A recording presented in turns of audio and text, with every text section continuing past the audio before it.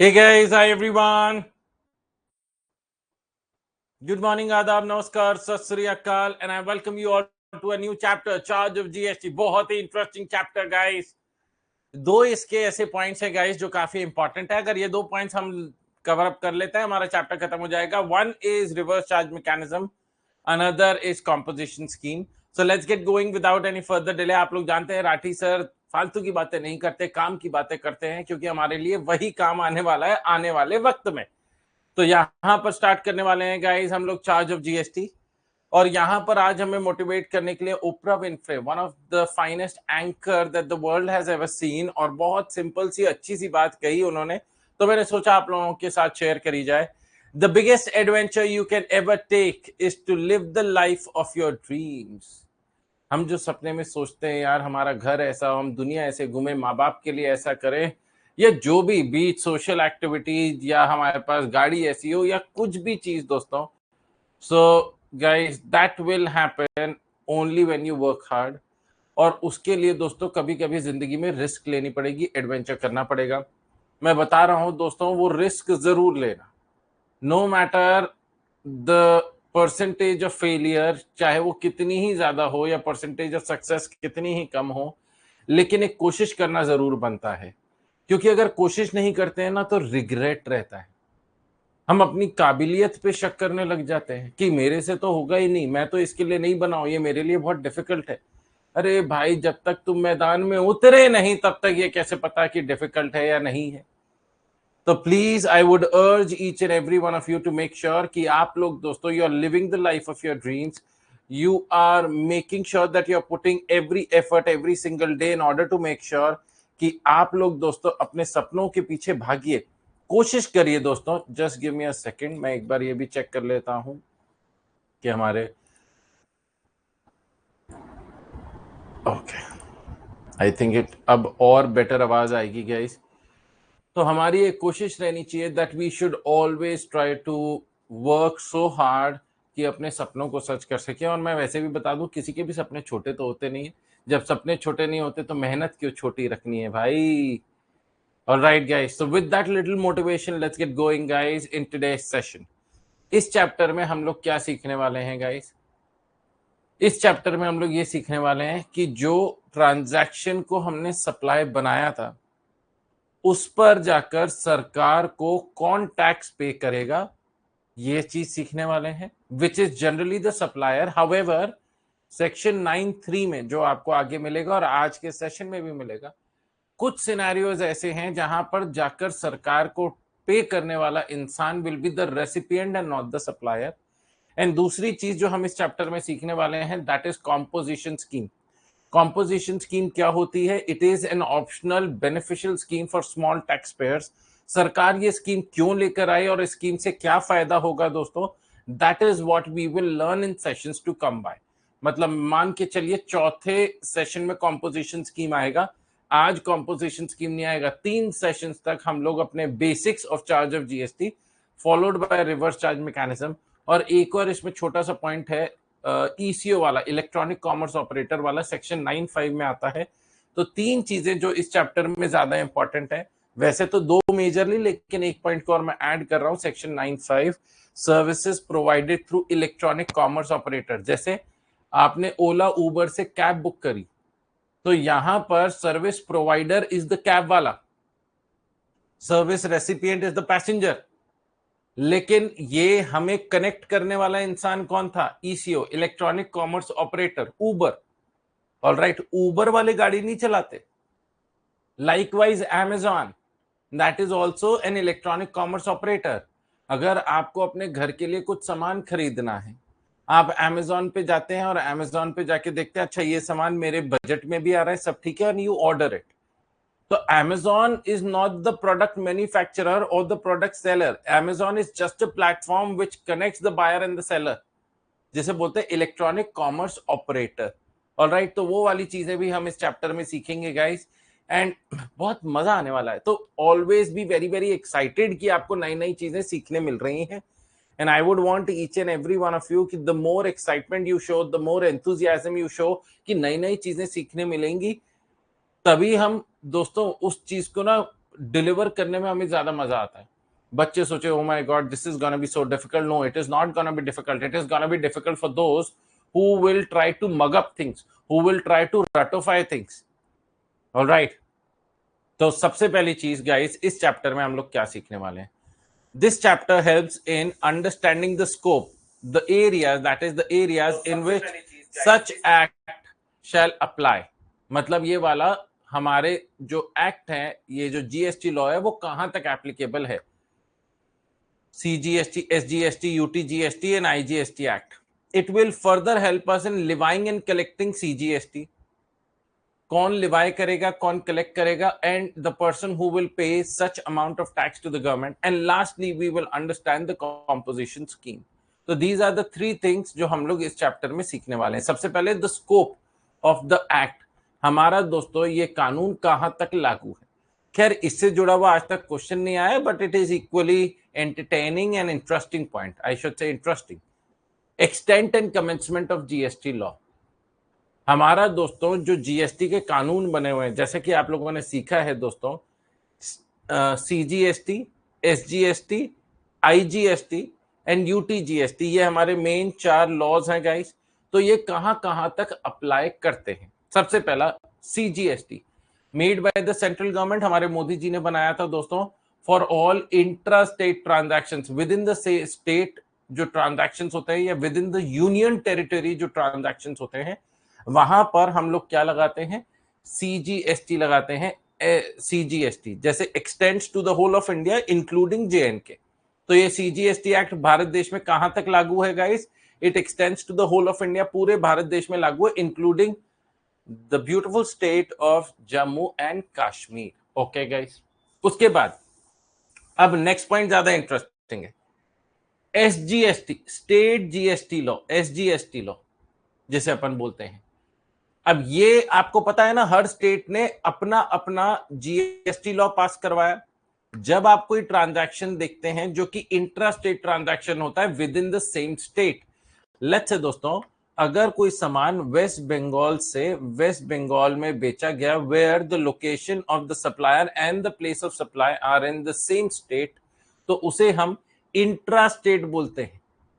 बाकी detail discussion दोस्तों अगले चैप्टर में आएगा, प्लेस ऑफ सप्लाई में, वहां पर मैं इंट्रा और इंटर को डिटेल में आप लोगों को समझाऊंगा। तो वेस्ट बंगाल इंट्रा स्टेट, ध्यान से देखिएगा, वेस्ट बंगाल से सामान गया और वेस्ट बंगाल में ही सामान बेचा गया, वो इंट्रा स्टेट ट्रांजैक्शन है। तो इस ट्रांजैक्शन पर गाइस 2 टैक्स लगते हैं। पहला CGST which goes to the pocket of the central government, central government के पास जाता है, और दूसरा एसजीएसटी लगता है, एसजीएसटी लगता है which goes to the pocket of the state government, state government में जाता है। ठीक है जी, फेयर एनफ। इसके बाद ये क्या हो गया? हाँ जी, वी आर बैक।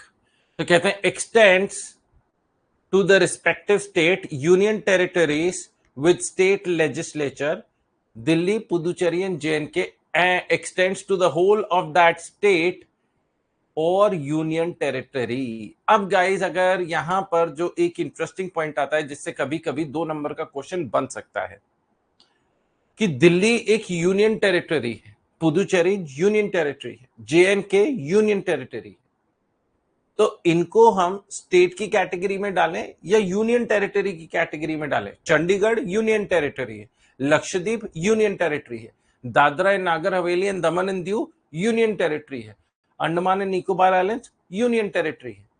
अब बात ये कंफ्यूजन हुआ कि भैया कोई यूनियन टेरिटरीज, कई यूनियन टेरिटरी स्टेट जीएसटी में आ रही थी, कई यूटी जीएसटी लॉ में आ रही थी। तो सरकार ने उस चीज पे क्लैरिटी दी। सरकार ने कहा भाई साहब परेशान मत होइए, कंफ्यूज मत होइए, अगर यूनियन टेरिटरी का खुद का विधानसभा है, खुद का लेजिस्लेचर है, जैसे दिल्ली के क्या खुद के इलेक्शंस होते हैं? मुझे बताइए, क्या दिल्ली के इलेक्शंस होते हैं? विधानसभा है? हमने कहा हाँ बिल्कुल होते हैं। तो दिल्ली में एसजीएसटी लगेगा, क्योंकि that has been given the responsibility of a state, उसे एक स्टेट के नजरिए से देखा जाएगा। इसीलिए गाइस दिल्ली में अगर आप कोई सामान खरीदते हैं और वो अगर इंट्रा स्टेट ट्रांजैक्शन होता है, तो Delhi being a union territory, लेकिन उसके इनवॉइस में भी आपको सीजीएसटी और एसजीएसटी ही नजर आएगा। हाउएवर दोस्तों, यूनियन यूटीजीएसटी एक्ट, यहां पर देखिएगा second point, UTGST act extend to the union territories of Andaman and Nicobar Islands, Lakshadweep, Dadra and Nagar Haveli and Daman and Diu, Ladakh, Chandigarh, ये आपके 5 यूनियन टेरिटरीज हो गए। ये यूनियन टेरिटरीज हैं विदाउट स्टेट लेजिस्लेचर, ये यूनियन टेरिटरीज हैं विदाउट स्टेट लेजिस्लेचर, जिनकी खुद की कोई विधानसभा नहीं है। तो in that case, in that scenario guys, what is gonna apply on these union territories? Sir यहां पर सीजीएसटी के साथ एसजीएसटी नहीं आएगा, सीजीएसटी के साथ नजर आएगा आपको यूटीजीएसटी। तो अगर दोस्तों इधर ध्यान से देखिएगा, अगर आपने चंडीगढ़ से सामान ओरिजिनेट हुआ और चंडीगढ़ में ही अगर सामान बेचा गया, C stands for Chandigarh out here, तो ये भी एक इंट्रा स्टेट ट्रांजैक्शन है, चाहे वो गुड्स हो या सर्विसेज हो, ये भी एक इंट्रा स्टेट ट्रांजैक्शन है। और इस इंट्रा स्टेट ट्रांजैक्शन पर what is gonna Levi? CGST is gonna B levied plus UTGST Levi करा जाएगा, ना कि SGST, because Chandigarh does not have its own state legislature. Everyone clear about it? Ladakh हो गया, दमन एंड दीव हो गया, दादरा एंड नागर हवेली हो गया, लक्षद्वीप हो गया। अच्छा सर, व्हाट इफ राठी जी, अगर सर एक स्टेट से दूसरे स्टेट में बेचा गया, या एक यूनियन टेरिटरी से दूसरे यूनियन टेरिटरी में बेचा गया, या फिर one state to another union territory, और vice versa union territory to a state, then it is called interstate. फिर उसे इंटरस्टेट बोला जाता है, जिस पर इंटरस्टेट पर आईजीएसटी लगता है। क्या लगता है? IGST, which extends to the whole of India including the state of J&K. तो in this scenario guys, let's say अगर वेस्ट बंगाल में जो इंट्रा स्टेट ट्रांजैक्शन हुआ, उसके गुड्स की रेट अगर 5% थी, तो आप सीजीएसटी 2.5% लगाएंगे, 2.5%, एसजीएसटी 2.5% लगाएंगे, दोनों का आधा आधा। लाइकवाइज गाइस, अगर आपने जो चंडीगढ़ में ट्रांजैक्शन किया, उस पर रेट ऑफ जीएसटी अगर 18% था, तो 9% सीजीएसटी लगेगा, 9% एसजीएसटी लगेगा, 9% सीजीएसटी लगेगा, 9% एसजीएसटी लगेगा। मूविंग ऑन, जब अगर इंटरस्टेट ट्रांजैक्शन होता है, अब इंटरस्टेट ट्रांजैक्शंस के भी आपके सामने कुछ एग्जांपल्स लिख देता हूं, आपको लिखने की जरूरत नहीं है guys, I let you know what you guys need to write it down. आप लोगों के साथ मैं पूरा बताऊंगा कि आप लोगों को इस चैप्टर में क्या क्या लिखना है, which is more relevant from examination point of view. अब दोस्तों यहां पर एमपी से महाराष्ट्र सामान गया, ये दोनों स्टेट्स हैं गाइस, ओके गाइस।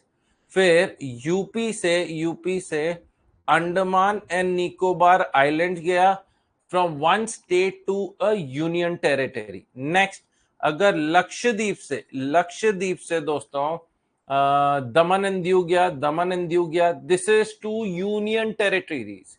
ये क्या है दोस्तों? दो यूनियन टेरिटरीज हैं। एंड लास्ट गाइस, अगर चंडीगढ़ से राजस्थान गया, this is from a union territory to a state.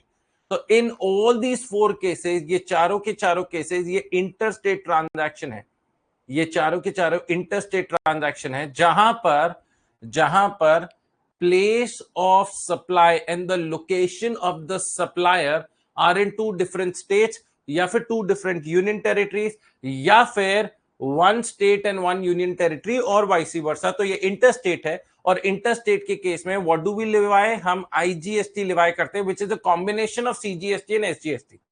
तो जहां पर दोस्तों, लेट्स से यहां पर जो भी गुड्स दिए गए उन पर, या सर्विसेज दी गई जो भी, लेट्स से उन पर रेट ऑफ जीएसटी 28% लगता था, तो अपन सीजीएसटी, एसजीएसटी, और एज द केस में भी सीजीएसटी, यूटीजीएसटी में हम इसे आधा आधा कर देते थे, 14-14। However, in case of IGST के केस में टोटल लिवाई किया जाएगा 28%, क्योंकि वो दोनों का कॉम्बिनेशन है, दोनों को जोड़कर लगाया जाता है। Alright guys, detailed discussion still to follow in the next chapter, जिसमें मैं और अच्छे अच्छे एग्जांपल्स बनाकर आप लोगों को क्लैरिटी दूंगा, क्योंकि वहां पर प्लेस ऑफ सप्लाई जानना या फिर दोस्तों इंटरस्टेट जानना बहुत ज्यादा जरूरी है, which is the next chapter, place of supply. Okay guys, अब आते हैं डेफिनेशन ऑफ इंडिया, क्योंकि यहां पर इन्होंने बोला है कि CGST act, IGST act extends to the whole of India. तो इंडिया कहां तक कंसिडर किया जाता है? हम इंडिया को कहां तक कंसिडर करेंगे? So India will be considered not only till the land mass, it will be considered up to 200 nautical miles from the Indian coastline. 200 nautical miles, मतलब दोस्तों जैसे आप रोड को किलोमीटर्स में नापते हैं, हम पानी में नॉटिकल माइल्स में नापते हैं। हम पानी में डिस्टेंस को कैसे नापते हैं? जैसे मेरे को यहां से, मैं नोएडा से अगर मुझे ग्वालियर जाना है, तो मैं अगर ऑनलाइन देखता हूं तो किलोमीटर्स में आता है कि भाई साहब यहां से ग्वालियर 300 किलोमीटर्स है। लेकिन अगर हमें पानी में नापना है कि मेरे को पानी में एक जगह से दूसरी जगह जाना है, जैसे अंडमान आइलैंड से मेरे को लक्षद्वीप जाना है, तो कितना दूर है, तो वो किलोमीटर्स में नहीं आता, वो नॉटिकल माइल्स में आता है। मैं ये भी बता देता हूं कि 1 nautical mile is equals to 1 nautical mile is equals to 1.852 kilometers. All right, guys. However, examination point of view से कोई आपसे ये नहीं पूछने वाला कि एक नॉटिकल माइल में कितने किलोमीटर्स होते हैं, बस आपकी जीके के लिए मैंने आपको बता दिया है। तो कहते हैं देखो भैया, ये आपका बेसलाइन है, मतलब this is land mass, this is land, और यहां से अब ये आपका पानी है, इसे ना ब्लू ब्लू कर देते, आज ब्लू है पानी पानी पानी, वो वाला, ठीक है ना बेटा आज ये पूरा समुंदर है दोस्तों, ये पूरा समुंदर है, ये पूरा समुंदर है guys. Alright, I hope guys समुंदर आप समझ गए होंगे, द ओशन, द सीज। अब आ जाइए गाइस, पहले 12 नॉटिकल माइल्स गाइस आपके TWI, territorial waters of India के नाम से जाने जाते हैं, जो इंडिया का हिस्सा है। नेक्स्ट, कंटिजियस जोन 24 नॉटिकल माइल्स तक दोस्तों from the Indian land mass consider किया जाता है। यहां पर दोस्तों मैं आपको बताऊं, यहां पर जनरली विद इन द, मतलब from the land mass till 24 nautical miles, यहां हमारी नेवी डिप्लॉयड होती है। जनरली हमारी यहां पर नेवी डिप्लॉयड होती है, जो हमारे बाउंड्रीज को प्रोटेक्ट करती है कि भैया कोई इंट्रूडर ना आ जाए, हिंदुस्तान में कोई और ना आ जाए, उन्हें प्रोटेक्ट करती है। ओके गाइस, उसके बाद दोस्तों एक्सक्लूसिव इकोनॉमिक जोन, जिसे EEZ के नाम से बोला जाता है, ये एक्सटेंड करता है up to 200 nautical miles from the Indian baseline. Baseline से 200 नॉटिकल माइल्स तक हम उसे क्या बोलेंगे? EEZ, एक्सक्लूसिव इकोनॉमिक जोन बोलेंगे। पहले 12 नॉटिकल माइल्स को हम टेरिटोरियल वाटर्स ऑफ इंडिया बोलते हैं, फिर 24 nautical miles from the land mass, मतलब 12 nautical miles territorial waters plus 12 nautical miles हमारा कंटिजियस जोन। तो 12 और 12 24 हो गया, और 24 के बाद 176 नॉटिकल माइल्स और हिंदुस्तान का ही हिस्सा है, जिसे अपन एक्सक्लूसिव इकोनॉमिक जोन, जबकि एक्सक्लूसिव इकोनॉमिक जोन हम 12 नॉटिकल माइल्स के बाद ही कंसिडर करने लग जाते हैं। तो ये सब यहां तक दोस्तों अगर आप देखेंगे, तो मैं यहां पे दूसरा कलर यूज करता हूं, यहां तक अपन इसे इंडिया कंसिडर करेंगे। तो if any activity, let's say दोस्तों मैंने ऑयल एक्सट्रैक्शन, फिशरीज या mineral extraction from the sea bed, समुंदर के अंदर से अगर मैंने तेल निकालना चालू कर दिया, या एज द केस में भी एनी अदर मिनरल्स निकालना चालू कर दिए, मैंने अपना दोस्तों यहां पर, मैं आपका होस्ट दोस्त ट्रेराटी, मैंने यहां पर एक्सट्रैक्शन का काम चालू किया, तो मेरा आपसे क्वेश्चन आता है गाइस, क्या ये एक्सट्रैक्शन का काम इन इंडिया ही माना जाएगा? The answer to which is yes, ये आपका इन इंडिया ही माना जाएगा, इन इंडिया। और क्योंकि ये इंडिया का ही एक हिस्सा है गाइस, तो क्या दोस्तों इस पर जीएसटी एप्लीकेबल होगा? Will GST be levied on this transaction? The answer is yes, यहां पर आपका जीएसटी लग जाएगा। क्यों? क्योंकि ये तो इंडिया ही माना जा रहा है। Up to 200 nautical miles from the Indian coast line, from the Indian land base, क्या दोस्तों हम लोग उसे हिंदुस्तान ही मानते हैं? हाँ जी। लेकिन अगर extraction guys after 200 nautical miles हो, यहां पर हो दोस्तों, तो यहां पर दोस्तों एक्सट्रैक्शन हुआ गाइस आफ्टर 200 नॉटिकल माइल्स, जिसे अपन प्यार से क्या बोलते हैं? High seas. अब तो बहुत दूर चलेगा हिंदुस्तान से। तो extraction if done after 200 nautical miles, ये दोस्तों आउटसाइड इंडिया है। तो अगर आउटसाइड इंडिया है, तो यहां क्या इंडिया का लॉ अप्लाई करेगा? नहीं, यहां इंडिया का लॉ अप्लाई नहीं करेगा, तो इन दिस सिनेरियो गाइस कोई जीएसटी एप्लीकेबल नहीं होगा. No GST shall be levied in on the extraction done in high seas. अगर कोई हाई सीज में एक्सट्रैक्शन हुआ है तो उस पर हिंदुस्तान में कंसिडर नहीं करा जाएगा. आ जाओ भाई. India shall be considered up to 200 nautical miles from the coastline, that is landmass, for the purpose of CGST Act. Therefore, any goods or services provided in high seas is after 200 nautical miles, shall not be considered to be supplied in India and consequently shall not apply. Consequently, GST shall not apply. GST apply नहीं करेगा. Consequently, GST यहां पर apply नहीं करेगा. Alright guys, तो अभी तक हम लोगों ने क्या सीखा है दोस्तों? सिंपल सी चीज सीखी कि हमारा जो भारत देश का कानून है वो कहां कहां तक अप्लाई करता है. CGST IGST act applies to the whole of India including the state of J and K. SGST act applies to the respective states with Vidhan Sabha, with state legislatures. तो स्टेट्स हमारे जैसे यूपी, उड़ीसा, वेस्ट बंगाल, मणिपुर, मिजोरम, जेएनके भी आ जाएगा क्योंकि जेएनके की स्टेट असेंबली है. लेकिन अगर आपको ध्यान हो कि जेएनके के दो हिस्से करे गए थे. जब आर्टिकल 370 हटाया गया तो उसी टाइम पेश किया गया था कि जेएनके को यूनियन टेरिटरी में तब्दील किया जाएगा और जेएनके के दो हिस्से हो जाएंगे. One will be JNK and another will be Ladakh. JNK में क्योंकि विधानसभा है तो जेएनके एसजीएसटी लॉ में आ गया. जेएनके में अगर आप जाके अगर कोई सामान खरीदेंगे या सर्विसेज देंगे और वहां पर जीएसटी लॉ लगेगा तो एसजीएसटी एक्ट लगेगा. हाउएवर अगर आप लद्दाख में जाकर करेंगे दोस्तों, तो लद्दाख क्योंकि एक यूनियन टेरिटरी है जिसका खुद का कोई स्टेट लेजिस्लेचर नहीं है. जेएनके को हमने दो हिस्सों में डाल दिया, एक जेएनके एक लद्दाख. तो Ladakh is now an independent body from JNK. तो लद्दाख के केस में because Ladakh does not has its own state legislature, Ladakh does not have a Vidhan Sabha, therefore Ladakh will fall in the category of UT GST act. इसलिए लद्दाख यहां पर आ गया. Alright guys, फिर हमने देखा कि इंडिया कहां तक है. इंडिया जो जमीन है वो तो इंडिया है ही है, उसमें तो कोई शक की गुंजाइश नहीं. लेकिन क्या पानी में भी हिंदुस्तान है? The answer to which is yes, पानी में भी हिंदुस्तान है. To what extent guys? कहां तक पानी में हिंदुस्तान माना जाएगा? Up to 200 nautical miles, 200 nautical miles तक हिंदुस्तान कंसिडर किया जाएगा. ऑलराइट गाइस, अगर 200 नॉटिकल माइल्स के अंदर किया गया है तो सर ये 1224 ये किस काम का है? ये तो सिर्फ आपकी नॉलेज के लिए बताया गया कि पहले 12 नॉटिकल माइल्स को टेरिटोरियल वाटर्स ऑफ इंडिया बोला जाता है. उसके बाद 12 नॉटिकल माइल्स और ले लो तो उसे कंटिजियस जोन बोला जाता है. फिर उसके बाद वाले एरिया को, वैसे तो हम लोग दोस्तों 12 नॉटिकल माइल्स के बाद ही ईईजेड बोलने लग जाते हैं, एक्सक्लूसिव इकोनॉमिक जोन. तो मतलब for the next 188 nautical miles it will be known as exclusive economic zone. However simple terms में बोलूं तो लैंड मास से लेकर 200 नॉटिकल माइल्स तक हिंदुस्तान है. उसके बाद it is called as high seas and any transaction done in high seas is not subjected to GST. आ जाओ भाई, levy and collection of CGST act. हाँ जी गाइस, सीजीएसटी दोस्तों कब लगाया जाएगा, कैसे लगाया जाएगा, उस चीज से जुड़ा हुआ पॉइंट है जिसमें दोस्तों सेक्शन 9(1) एंड 9(2) तो बहुत ज्यादा आसान है, 15 मिनट के अंदर ही खत्म हो जाएंगे.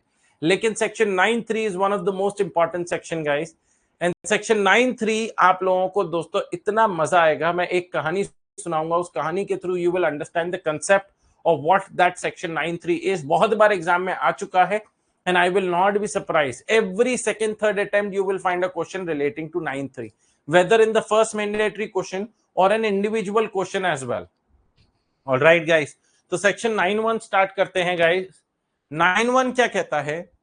Subject to the provisions of subsection 2, there shall be levied a tax called CGST, Central Goods and Services Tax, on all intrastate supplies. ध्यान से देखिएगा गाइस, सीजीएसटी वैसे भी इंट्रास्टेट पर लगता है, इंटरस्टेट पर तो आईजीएसटी लगता है. तो कहते हैं subject to the provisions of subsection 2. Subsection 2 में जो लिखा है that will overrule subsection 1. Subsection 2 में जो लिखा है वो अपनी जगह स्थिर है, उसकी बात को इग्नोर ना किया जाए. एक लाइन लिखी होती है not with standing anything contained in any provision, मतलब बाकी सारे प्रोविजन भाड़ में जाए, हमारी बात सुनो। एक लिखा जाता है subject to the provisions of subsection 2, मतलब सबसेक्शन 2 की बात सुनी जाएगी, इग्नोर नहीं करना है, वो इंपॉर्टेंट है। कहते हैं सबसेक्शन 2 को अगर मद्देनजर रखते हुए there shall be levied a tax, एक टैक्स लगाया जाएगा जिसका नाम होगा CGST on all intra state supplies. अब दिमाग में जाता है सर सिर्फ सीजीएसटी की बात कर रहे हैं, एसजीएसटी की क्यों नहीं बात कर रहे हैं? क्योंकि हमारे इंटरमीडिएट लेवल में हमारा जो पूरा कानून जो हम पढ़ रहे हैं वो सीजीएसटी एक्ट पढ़ रहे हैं। आप इंटरमीडिएट लेवल पे कहीं पर भी एसजीएसटी एक्ट नहीं पढ़ेंगे, क्योंकि हर स्टेट का अपना अपना एसजीएसटी एक्ट है। अब मैं दिल्ली में एक बच्चा है, मैंने कहा चलो मध्य प्रदेश का एसजीएसटी एक्ट पढ़ते, कह रहे हम क्यों पढ़े मध्य प्रदेश का? हाँ नहीं तो हम दिल्ली वाले हैं, दिल्ली दिल वालों की, हम दिल्ली का जीएसटी लॉ पढ़ेंगे। अरे भैया एमपी का, दिल्ली का, या यूपी का, या वेस्ट बंगाल का, या फॉर दैट से गाइस फॉर एनी स्टेट, सबका सेम है, सबका बिल्कुल डिट्टो सेम है। बस जहां पर दिल्ली लिखा है उसे हटा के वहां पे मध्य प्रदेश आ गया, जहां पे मध्य प्रदेश लिखा है उसे हटा के वेस्ट बंगाल आ गया। तो एट इंटरमीडिएट लेवल गाइस हमें जो पढ़ना है that is laws in relation to the CGST act mainly. कुछ जगह आईजीएसटी एक्ट भी पढ़ेंगे, आईजीएसटी एक्ट, जब इंटरस्टेट ट्रांजैक्शन की बात होगी तब हम आईजीएसटी एक्ट पढ़ेंगे। ऑलराइट गाइस, तो इधर ध्यान से सुनिएगा। इसीलिए यहां पर हम जो पढ़ रहे हैं कि एक टैक्स लगेगा जिसका नाम सीजीएसटी होगा ऑन इंट्रा स्टेट सप्लाईज, क्योंकि हम सीजीएसटी एक्ट पढ़ रहे हैं। अगर यहां पर एसजीएसटी एक्ट होता तो सेंट्रल की जगह नाम स्टेट हो जाता। ओके गाइस, तो कहते हैं subject to the provisions of subsection 2 there shall be levied a tax called central goods and services tax on all intra state supplies of goods और सर्विसेज और बोथ एक्सेप्ट एक चीज पर नहीं लगेगा guys, the supply of alcoholic liquor for human consumption. Alcoholic liquor for human consumption, अच्छा राठी जी दारू पर तो अभी भी नहीं कभी भी नहीं, करेक्ट। अब इसी में एक अमेंडमेंट वाला पॉइंट आया था जो मैं हाईलाइट कर रहा हूं, and undenatured extra neutral alcohol और rectified spirit used for manufacturing of alcoholic liquor for human consumption। दोस्तों कहते हैं जो प्रोडक्ट यूज किया जाता है for making of alcoholic liquor for human consumption, उसको भी दोस्तों बाहर रख दिया गया है, उस पर भी सीजीएसटी एक्ट अप्लाई नहीं करेगा। तो this is a new addition, ये पिछले अटेम्प्ट तक नहीं था, ये फाइनेंस एक्ट 2025 से जुड़ा है, ये मई 2026 में पहली बार एप्लीकेबल होगा। All right, guys. On the value determined under section 15 and at such rate not exceeding 20%. कह रहे ये 20%? राठी जी 28% होती है ना हाईएस्ट, तो नहीं गाइस, ऐसे हाईएस्ट रेट तो 40% तक जाती है। और आप लोगों ने सुना भी होगा रिसेंटली, अगर जीएसटी काउंसिल ने बताया कि कुछ सिंफुल प्रोडक्ट्स हैं जैसे टोबैको, पान मसाला, उन पर 40% रेट ऑफ जीएसटी लगाया जा रहा है, which is the highest slab rate under GST. लेकिन ये 40% कैसे आया? 20% सीजीएसटी, 20% एसजीएसटी, तो 40%। अगर ये इंटरस्टेट होगा तो 40% IGST, as may be notified by the government on the recommendation of the council and collected in such manner as may be prescribed and shall be paid by the taxable person। सरकार को जाके कौन पे करेगा? Taxable person पे करेगा, which is generally the supplier of such goods और services और बोथ। तो फाइनली दोस्तों, अगर हमें सेक्शन 9(1) को इजी टर्म्स में समझना है तो उन्होंने कहा कि एक टैक्स लगाया जाएगा जिसका नाम होगा सीजीएसटी, और सीजीएसटी लगाया जाएगा ऑन ऑल इंट्रा स्टेट, मतलब within the same state या within the same union territory अगर ट्रांजैक्शन होता है तो उसे हम जनरल टर्म्स में इंट्रा स्टेट बोलते हैं। वेस्ट बंगाल का वेस्ट बंगाल में, यूपी का यूपी में, राजस्थान का राजस्थान में, अंडमान निकोबार आइलैंड्स का अंडमान निकोबार आइलैंड्स में, लक्षद्वीप का लक्षद्वीप में, तो उसे हम इंट्रा स्टेट ट्रांजैक्शन बोलते हैं और वहां पर एक टैक्स लगाएंगे सीजीएसटी, एक्सेप्ट दारू alcoholic liquor for human consumption and undenatured extra neutral alcohol और रेक्टिफाइड स्पिरिट, जो कि यूज किया जाता है दोस्तों for manufacturing of alcoholic liquor for human consumption, उसे भी अब सरकार ने दोस्तों माफ कर दिया है, सीजीएसटी से हटा दिया है। Okay guys, now moving on, let us understand the important terms. अच्छा, the maximum rate of GST, CGST that can be levied is 20%, and ये जाके सरकार को कौन देगा? टैक्सेबल पर्सन देगा। सर क्या ये हमें लिखना है? नहीं गाइस, सच बता रहा हूं, अभी तक नहीं आया है एग्जाम हॉल में, आज तक नहीं आया है सेक्शन 9(1) से जुड़ा हुआ क्वेश्चन, या आज तक नहीं आया है इन रिलेशन टू एक्सटेंट और कमेंसमेंट। तो ये बहुत बेसिक अंडरस्टैंडिंग वाली चीजें हैं दोस्तों। मैं अगर आपको लास्ट में लिखने के लिए कुछ बोलूंगा अभी, तो मैं आपको बता दूंगा what you guys need to write it down. कहते हैं let us understand the important terms of the above subsection to make it absolutely clear. आ जाओ भाई, सबसे पहला आया सबसेक्शन 2, एक यहां पर बोला था ना, subject to the provisions of subsection 2। कहते हैं subsection 2 stays where it is, मतलब हम उसे ओवर रूल नहीं कर रहे हैं। Therefore, any matter stated in subsection 2 shall stand ahead of subsection 1. तो अगर तराजू में तोलना होगा कि किसका जोर ज्यादा है, सबसेक्शन 1 या सबसेक्शन 2, सबसेक्शन 2 का ज्यादा है। Next, second point, intra state supplies. कहते हैं tax name CGST shall be levied on intra state supplies of goods और services of both. Intra state supply means where the location of the supplier and the place of supply of goods or services are in the same state or in the same union territory। जहां पर सामान बेचने वाला और place of supply जहां मानी जाएगी कि सप्लाई हुई है, वो दोनों सेम स्टेट में होंगी, तो उसे इंट्रा स्टेट बोलते हैं। ठीक है जी। तीसरा पॉइंट, अल्कोहलिक लेकर।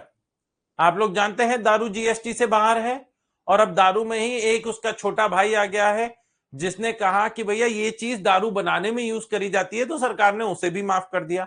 Alcoholic liquor is outside the ambit of CGST and therefore no GST under any conditions, no GST under any condition shall be levied on alcoholic liquor for human consumption. उस पर कोई भी GST नहीं लगाया जाएगा। Next, rate of GST, rate of CGST. कहते हैं the rate of CGST shall be levied on the value as determined under section 15 of the CGST act, जो कि ट्रांजैक्शन वैल्यू है। आप आगे सीखेंगे, ये है चैप्टर नंबर 5 नहीं है, चैप्टर नंबर 4, 5, 6, 7, ये चैप्टर नंबर 7 है। Alright, the maximum rate of tax shall be 20%। Maximum rate of tax कितना होगा गाइस? 20% होगा, क्योंकि टोटल मिला के जो मैक्सिमम रेट लगाया जाता है ऑन प्रोडक्ट और सर्विस इज 40%। तो सीजीएसटी 20%, एसजीएसटी 20%, या फिर सीजीएसटी 20%, यूटीजीएसटी 20%, और अगर इंटरस्टेट ट्रांजैक्शन हुआ तो 40%। And fifth point, taxable person. CGST shall only be collected by a registered person और a person liable to be registered. तो दोस्तों आप लोग जानते हैं when you cross a threshold limit for registration, तभी जाकर आपको जीएसटी में रजिस्ट्रेशन करवाना होता है। Fair enough. तो ये हमारा बेसिक अंडरस्टैंडिंग थी गाइस, जहां पर सरकार ने कहा कि इंट्रा स्टेट ट्रांजैक्शंस पर सीजीएसटी नामक टैक्स लगाया जाएगा एक्सेप्ट दारू। The maximum rate of CGST will be 20%, which will be levied on transaction value, and such tax shall be paid by the taxable person। Taxable person जाके सरकार को ये tax पे करेगा। बहुत सिंपल सी बात। अभी तक जो दोस्तों हम लोगों ने पहले वाले चैप्टर से सीखते हुए आ रहे हैं, वही वाला पॉइंट है। आज जो हमने नया सीखा है वो बस ये सीखा है कि इंडिया कहां तक एक्सटेंड करता है। India extend up to 200 nautical miles from the Indian landmass. That's it. अब आ जाओ भैया, the central tax section 9(2), the central tax on the supply of 5 petroleum products. याद आ रहा है चैप्टर नंबर 1 में पढ़ा था, जहां हमें बोला गया था that they shall fall under the GST ambit only on the recommendation of the GST council. तो सरकार ने सेक्शन 9(2) में यही चीज को मेंशन किया है कि ये जो सेंट्रल टैक्स है, मतलब सीजीएसटी है, इन 5 प्रोडक्ट्स पर बाद में लिवाई किया जाएगा when the GST council recommends. कहते हैं the central tax on the supply of petroleum crude, high speed diesel, motor spirit commonly known as petrol, natural gas, ATF aviation turbine fuel shall be levied with effect from such date as may be notified by the government on the recommendation of the council। all right guys, analysis of the above subsection, ये तो बहुत ही ज्यादा आसान है। CGST on 5 petroleum products discussed above have been delayed, उसे बाद में कर दिया गया। as of now the old taxation system is applicable। VAT and excise duty उन पर लगाई जाती है, they shall fall under the purview of GST, ये जीएसटी के परव्यू में आएंगे, when the government on the recommendation of the GST council notifies, till then, तब तक, till then the old taxation system shall be levied on such products, तब तक पुराना taxation system in पर चलता रहेगा। ठीक है जी गाइस, अब आते हैं guys on to the most important thing of this chapter, a session, a topic that is gonna take at least 3 to 3.5 hours। मतलब आज का सेशन तो चलेगा ही चलेगा, ये तो गारंटी है, और अगला सेशन भी पूरा चलेगा दोस्तों, जो सेक्शन 9.3 में ही रहेंगे हम। लेकिन अगर आप 9.3 का कंसेप्ट समझ गए, 9.3 को लॉजिकली समझ गए ना दोस्तों, in the next 15 minutes it will become so easier for you guys to take care of the remaining 3 to 3.5 hours। तो अगले 15 minute I do not want you guys to even blink twice, कहीं पर भी किसी भी तरीके का distraction नहीं होना चाहिए, मैं आपको बता रहा हूं, दिस इज द मेकर और the breaker of this chapter, alright, known as reverse charge mechanism. Reverse charge mechanism, अब दोस्तों रिवर्स चार्ज मैकेनिज्म समझाऊं उससे पहले मैं जो जनरल कंसेप्ट है ऑफ फॉरवर्ड चार्ज मैकेनिज्म उसे समझाता हूं, जो आप ऑलरेडी चैप्टर नंबर 1 में सीख चुके हैं, बट यहां पर एडिशनली सीख लीजिए गाइस, मतलब एक रिवाइज कर लीजिए। नॉर्मली क्या होता है दोस्तों, normal scenario guys, normal scenario,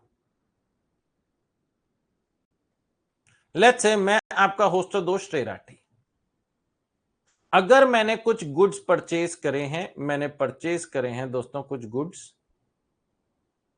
of a value of 1000 rupees, जिस पर जीएसटी लगा, अभी मैं सीजीएसटी एसजीएसटी अलग नहीं दिखा रहा हूं, सिर्फ जीएसटी दिखा रहा हूं, let's say eight the rate 18%, तो 1000 का 18% निकल कर आता है 180 रुपए। The total amount that I paid was 1180 in order to purchase this product. Now guys when I supply this product, जब मैं इसको बेचता हूं, आगे सप्लाई करता हूं, तो मैं अपना प्रॉफिट मार्जिन, अपने सारे खर्चे वर्चे जोड़ के प्रॉफिट मार्जिन जोड़ के इसे बेचता हूं। Let's say I sold it out for 1400 rupees, इस पर जीएसटी लगा गाइस एट द रेट 18%, तो 1400 का 18% बताइए गाइस कितना निकल कर आएगा, 160, सॉरी 1400 इंटू 18%, 252, 252, इसे जोड़ दीजिए प्लस इक्वल्स टू, तो 1652 is what I collected, right. अब हमारा नॉर्मल रूल क्या बोलता है, नॉर्मल रूल ये बोलता है कि राठी जी, आप GST liability, the amount of tax to be paid to the government, tax to be deposited with government, निकल कर आता है 180 रुपए, 180 rupees, my sorry, the amount of tax that we have collected which is output tax liability 252, output tax liability minus input tax credit, तो यहां पर आपका निकल कर आएगा 252 रुपीज माइनस 180 रुपीज, 180 रुपए माइनस करेंगे, so the amount of tax that I need to pay to the government is 72 rupees. This is normal scenario which is commonly easily known as forward charge mechanism। इसे क्या बोलते हैं, FCM, forward charge mechanism. Forward charge mechanism में क्या होता है, जो इंसान आगे सामान बेचता है वो सामान का पैसा तो लेता ही लेता है, वो सामान का पैसे के अलावा टैक्स भी कलेक्ट करता है। इसमें से the amount of tax that that person has already paid at the time of purchase of goods और प्रोक्योरमेंट ऑफ सर्विसेज, वो अपना टैक्स माइनस करके remaining amount of tax is what is paid to the government. तो in this scenario 252 rupees is the amount of tax that mister Shri Rathi collected. जब मैंने आगे सामान बेचा तो मैंने 252 कलेक्ट कर लिया टैक्स के नाम का, और इसमें से the amount of taxes that I paid earlier, जो मैंने पहले पे करे थे वो मैंने माइनस कर लिए, 180 is what I had paid earlier, वो माइनस करके remaining 72 rupees is what I paid to the government। Fair enough, no doubt about it। Now guys, under section 9.3, 9.3 guys बहुत ज्यादा इंपॉर्टेंट। अब 9.3 ये बोलता है reverse charge mechanism, reverse charge mechanism. जिसमें सरकार ने बोला कि जो रेसिपिएंट है, ध्यान से मेरी बात सुनिएगा, जो रेसिपिएंट है वो जाके सरकार को टैक्स पे करेगा। मेरी बात ध्यान से सुनिएगा गाइस। इसका एक बहुत अच्छा एग्जांपल लेता हूं guys, and you guys will say कि राठी जी, हाँ जी, it was really worth understanding it. Let's say guys, इधर देखिएगा, ये बना देता हूं एक बड़ी सी इंश्योरेंस कंपनी, और ये मैं एग्जांपल ले रहा हूं from one of the points जो हमारे को सेक्शन 9(3) में मिलेंगे। ये है दोस्तों एक insurance company. Alright guys, Hindustan की सबसे बड़ी इंश्योरेंस कंपनी आप लोग जानते होंगे, नाम भी सुना होगा, LIC, life insurance corporation of India, अपन वही ले लेते हैं। Fair enough. अब इंश्योरेंस कंपनी क्या घर घर जाके इंश्योरेंस बेचती है कि भाई साहब आपके मरने के बाद आपके घर वालों को खूब सारा पैसा मिलेगा, इंश्योरेंस करवा लो अपना? नहीं। LIC क्या करती है दोस्तों? LIC अपॉइंट करती है, LIC अपॉइंट्स एजेंट्स। एजेंट्स होते हैं गाइस, तो मैं एजेंट्स बना देता हूं यहां पर, let's say mister A, mister B, और ये है मिस्टर सी। ये कौन है दोस्तों? अपॉइंट करती है एजेंट्स को, और एजेंट्स के मैंने नाम लिख दिए हैं दोस्तों, ए, बी और सी। अब इनको क्या अपॉइंट करके क्या बोलती है कि भाई साहब आप जाके हमारी कंपनी की पॉलिसी बेचो, आप जितनी पॉलिसी बेचोगे उस हिसाब से आपको कमीशन मिलेगा। हमने को ABC कहते हैं, ठीक है भैया। अब ABC घर घर जाकर, ABC ये जो तीनों हैं दोस्तों, ये घर घर जाकर पॉलिसीज बेचते हैं भैया। ये कोशिश करते हैं कि ज्यादा से ज्यादा पॉलिसी बिकवा पाए, सो दैट इन लोगों को दोस्तों पैसा मिलेगा, मतलब कमीशन मिलेगा। तो ABC क्या करती है दोस्तों? पब्लिक के पास जाती है, पब्लिक के पास जाती है, और पब्लिक के पास जाकर क्या बेचती है? पॉलिसी बेचती है। सही बात है दोस्तों, ऐसा ही होता है। अब दोस्तों in this scenario there are two transactions. यहां पर दो ट्रांजैक्शंस होते हैं गाइस। सबसे पहला, अच्छा, ये जब पब्लिक तैयार हो जाती है कि हाँ भैया ये LIC का हमें ना पॉलिसी लेनी चाहिए, तो उसके लिए जो ये पब्लिक है वो इंश्योरेंस कंपनी को प्रीमियम पे करती है। व्हाट डू दे पे? They make a payment called premium. Okay guys. और जब वो प्रीमियम पे करती है, जब वो प्रीमियम पे करती है, तो जाकर दोस्तों उनका लाइफ कवर इंश्योरेंस चालू हो जाता है। तो transaction number 1, supply number 1 guys, supply number 1 हमारी आती है आप लोगों के सामने, इधर देखिएगा, supply number 1 between LIC and public, जिसमें LIC कौन है? LIC कौन है गाइस? सप्लायर। जिसमें LIC कौन है? Service provider. और पब्लिक कौन है? Service recipient. LIC क्या सर्विस दे रही है गाइस? कि इनके लाइफ को इंश्योर कर रही है, लाइफ इंश्योर कर रही है, जिसके बदले में पब्लिक LIC को क्या देती है दोस्तों? प्रीमियम पे करती है, प्रीमियम पे करती है। This is a straight forward example of forward charge mechanism. ये वाला आपका फॉरवर्ड चार्ज मैकेनिज्म में आता है। Fair enough guys. जिसमें premium is paid by the public along with GST। Premium के ऊपर GST लगता है guys, and that GST is collected by the life insurance corporation. And जो लाइफ इंश्योरेंस कंपनीज होती हैं दोस्तों, ये प्रीमियम के साथ GST इकट्ठा करती हैं, और इस GST में से the amount of GST that they have paid earlier वो माइनस करेंगे। Remaining amount is what they pay to the government. Followed by guys supply number 2, supply number 2। अब इधर देखिएगा गाइस, यहां पर दूसरी सप्लाई क्या आई? जो एजेंट्स ने सर्विस दी, एजेंट्स ने सर्विस दी दोस्तों टू द LIC। हाँ जी सर, एजेंट्स ने बिल्कुल सर्विस दी है, क्योंकि एजेंट्स वो लोग थे दोस्तों जो जाके पॉलिसी बेच रहे थे। लेकिन यहां पर ध्यान दीजिएगा, ये वो प्रिंसिपल एजेंट रिलेशनशिप फॉर्म नहीं हुआ है जो हमने शेड्यूल 1 पैरा 3 में फॉर्म किया था। शेड्यूल 1 पैरा 3 में पढ़ा था कि सर प्रिंसिपल एजेंट के बीच में अगर कोई ट्रांजैक्शन होता है, इवन इफ विदाउट कंसिडरेशन, उसे सप्लाई मान लिया जाएगा। पहली चीज, सेक्शन 7(1)(c) शेड्यूल 1 पैरा 3 में जो पढ़ा था, वहां पे सिर्फ गुड्स की बात हो रही थी।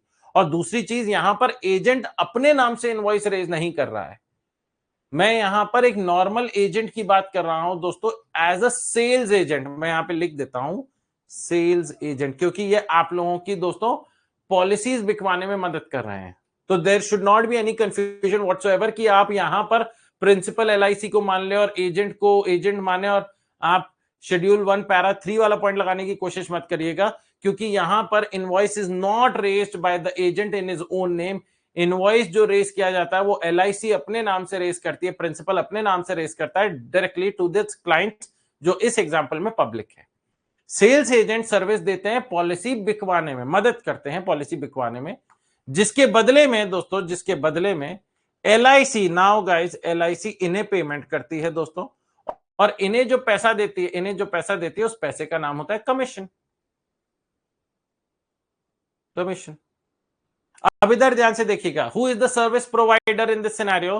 The service provider is the sales agent, and who is the service recipient? Service recipient is LIC. अब मोदी जी आए और इन एजेंट से कहते हैं, अरे वाह, इस महीने तक खूब कमीशन कमा लिया है, खूब पॉलिसी बेची। कह रहे हाँ मोदी जी, भगवान की कृपा रही, अच्छे कस्टमर मिल गए, पब्लिक वाले अच्छे थे, समझदार थे, उन्हें बताया कि भैया पॉलिसी ले लो, देखो हम सब मॉर्टल्स हैं, हम सबको मरना है, लेकिन मरने के बाद जो आपके परिवार वाले उन्हें तकलीफ ना हो, इसलिए उनको समझाया, वो समझ भी गए और उन्होंने पॉलिसी ले ली। कह रहे नहीं नहीं, अच्छी बात है, अच्छी बात है, लाओ। आपने कमीशन लिया, कमीशन पे जीएसटी लिया। कह रहे अरे मोदी जी, हम इतने बड़े एजेंट थोड़ी ना है, हम तो साल भर का मुश्किल से 7-8 लाख रुपए का कमीशन कमाते हैं।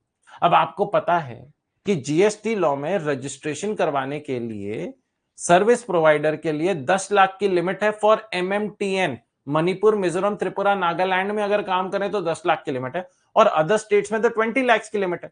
अभी तक हमने 20 लाख क्रॉस ही कहां किया है, हमसे काहे जीएसटी की उम्मीद करते हैं? मोदी जी कहते हैं यार बात तो सही है, ये एजेंट कह रहा है कि ये तो छोटा एजेंट है, और ये इस एजेंट को जीएसटी में रजिस्ट्रेशन करवाने की जरूरत नहीं है, क्योंकि जो इसे कमीशन मिला है वो थ्रेशोल्ड लिमिट फॉर रजिस्ट्रेशन से ज्यादा का नहीं है। ये आप लोगों ने चैप्टर नंबर 2 में भी एक जगह पढ़ा था कि there is a threshold limit for registration. वो रजिस्ट्रेशन की लिमिट क्रॉस होगी तब सामने वाले को आप जीएसटी में लाइबल करते हो फॉर रजिस्ट्रेशन।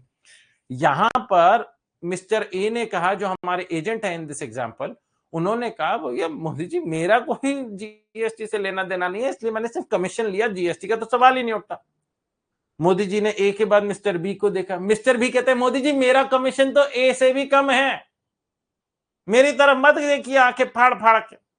और मोदी जी कहते हैं अरे यार, हजारों लाखों एजेंट हैं, अब इन हर एक एजेंट के पास जाएं तो गिने चुने ऐसे एजेंट होते हैं जिनका साल भर का कमीशन 20 लाख से ज्यादा, गिने चुने, और बाकी सारे एजेंट्स हमेशा वो थ्रेशोल्ड लिमिट का झंडा दिखाते, करें नहीं नहीं, हमारा तो जीएसटी में कोई काम ही नहीं है, हमारे को क्या है जीएसटी में परेशान करते हो, हम जीएसटी नहीं लेते हैं अपनी इंश्योरेंस कंपनी से, क्योंकि हमारा थ्रेशोल्ड लिमिट क्रॉस नहीं हुआ। अब मोदी जी कहते हैं कि करोड़ों रुपए का कमीशन इज पेड, करोड़ों रुपए का commission is paid by the insurance company two thousand and lakhs of agents, however the tax charge on those करोड़ों रुपए is very nominal, very minimal, कुछ मिल नहीं रहा था। मोदी जी ने, यार मोदी जी रूट कर बैठे हुए हैं, मोदी जी रूट कर बैठे हुए हैं। इतने में ताई पहुंची, ताई ने मोदी जी के कंधे पे हाथ रखा, कहा मोदी जी क्या बात है, आप काहे खून के आंसू रो रहे हैं?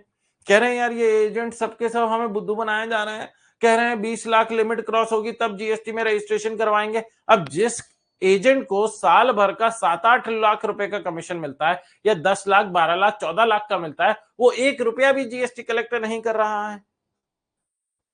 ताई ने कहा अरे ये तो बड़ी दुविधा वाली बात है, इसमें क्या करें? तो दोनों ने सोचा और दोनों ने कहा कि क्यों ना हम एलआईसी के पास जाएं, क्यों ना हम रेसिपिएंट के पास जाएं और रेसिपिएंट से बोलें कि भाई साहब, तुम जो एजेंट को टैक्स देते, अगर एजेंट टैक्स मांगता, तुम एजेंट को टैक्स मत दो, तुम डायरेक्टली जाके डिपॉजिट कराओ। They ordered the recipient to deposit tax with government. This is reverse charge mechanism in which Modi ji ने देखा देयर आर सर्टेन ट्रांजैक्शंस जिनकी ट्रांजैक्शन वैल्यू बहुत हाई है as compare to the tax that is being collected on these transactions. Tax बहुत ही minimal collect हो रहा है बिकॉज जो सर्विस प्रोवाइडर्स है वो लाखों लोगों में है। सर्विस प्रोवाइडर एक कंपनी है, उसके हजारों एजेंट्स हैं। अब वो एजेंट्स कंपनी से टैक्स नहीं ले रहे थे, जिसकी वजह से सरकार को नुकसान हो रहा था। तो सरकार ने क्या बोला, एजेंट से कहा तुम साइड में हटो, तुम छोले कुलचे खाओ, साइड में जाओ, चाय समोसा खाओ। हम डायरेक्टली वो कंपनी के दुकान कंपनी में घुस गए अंदर और कंपनी से कहा कि तुम जो एजेंट को टैक्स पे करने वाले थे, अगर एजेंट तुमसे टैक्स चार्ज करता तो इन दैट केस तुम एजेंट को अब टैक्स मत देना। एजेंट को हमने बोल दिया है तुमसे टैक्स नहीं कलेक्ट करेगा, चाहे छोटा मोटा बड़ा एजेंट हो।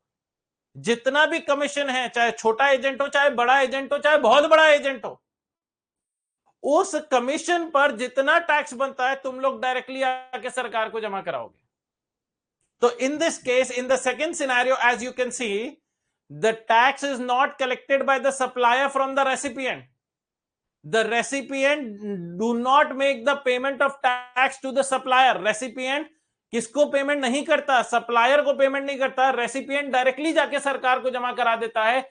This second transaction, second supply, ये वाला ट्रांजैक्शन आपका रिवर्स चार्ज मैकेनिज्म वाला ट्रांजैक्शन है, जहां पर रिस्पॉन्सिबिलिटी किसके ऊपर डाल दी गई कि तुम जाके सरकार को टैक्स जमा कराना। It is not the agents but it is the LIC, it is the recipient, उनके ऊपर रिस्पॉन्सिबिलिटी डाल दी।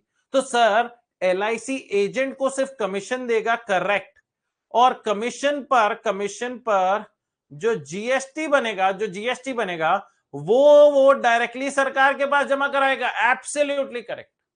तो लेट्स से अगर कमीशन अमाउंट 1 लाख रुपीस का है, जिस पर जीएसटी लगता है, नॉर्मल सिनेरियो में देखें तो जीएसटी लगता है लेट्स से @18%, 18,000 रुपीस, 18,000 रुपए। तो टोटल अमाउंट जो LIC की जेब से निकलेगा वो अभी भी 1,18,000 रुपए निकलेगा, वो अभी भी 1,18,000 रुपए निकलेगा। लेकिन वो एजेंट को 1 लाख रुपए पे करेंगे और वो सरकार को 18,000 रुपए पे करेंगे। वो टोटल अमाउंट 1,18,000 रुपए एजेंट को नहीं देंगे। LIC वाले टोटल अमाउंट 1,18,000 रुपए एजेंट को नहीं पे करेंगे। Everybody understanding? Forward charge mechanism में क्या होता था? फॉरवर्ड चार्ज मैकेनिज्म में जो रेसिपिएंट होता था वो सामने वाले को, जैसे ऊपर वाले सिनेरियो में, प्रीमियम भी पे करता था और प्रीमियम पर जीएसटी भी पे करता था। लेट्स से अगर प्रीमियम का अमाउंट 5 लाख रुपए है जिसपे जीएसटी लगता है @5%, लेट्स से गाइस, तो 25,000 रुपए जीएसटी बना, तो total amount 5,25,000 rupees is paid by the public to the LIC। Public को सरकार से कोई मतलब नहीं था। पब्लिक ने तो LIC को पैसा दे दिया, जीएसटी का पैसा LIC को दे दिया, अब LIC जाने उसका काम जाने। Everybody understanding my point? However, in the second scenario, the recipients will only make the payment of the goods or the services, not on the tax, मतलब not the value of the tax, not the amount of the tax. वो tax का amount pay नहीं करेंगे। The tax has to be paid directly to the government. तो जो recipient है वो supplier को उसके गुड्स का, उसके सर्विसेज का पैसा देगा, लेकिन इस गुड्स पर या सर्विसेज पर जो जीएसटी रेट लगती थी या जीएसटी अमाउंट निकल कर आता था, that has to be paid by the recipient to the government. That is known as reverse charge mechanism. इसे क्या बोलते हैं? रिवर्स चार्ज मैकेनिज्म बोलते हैं।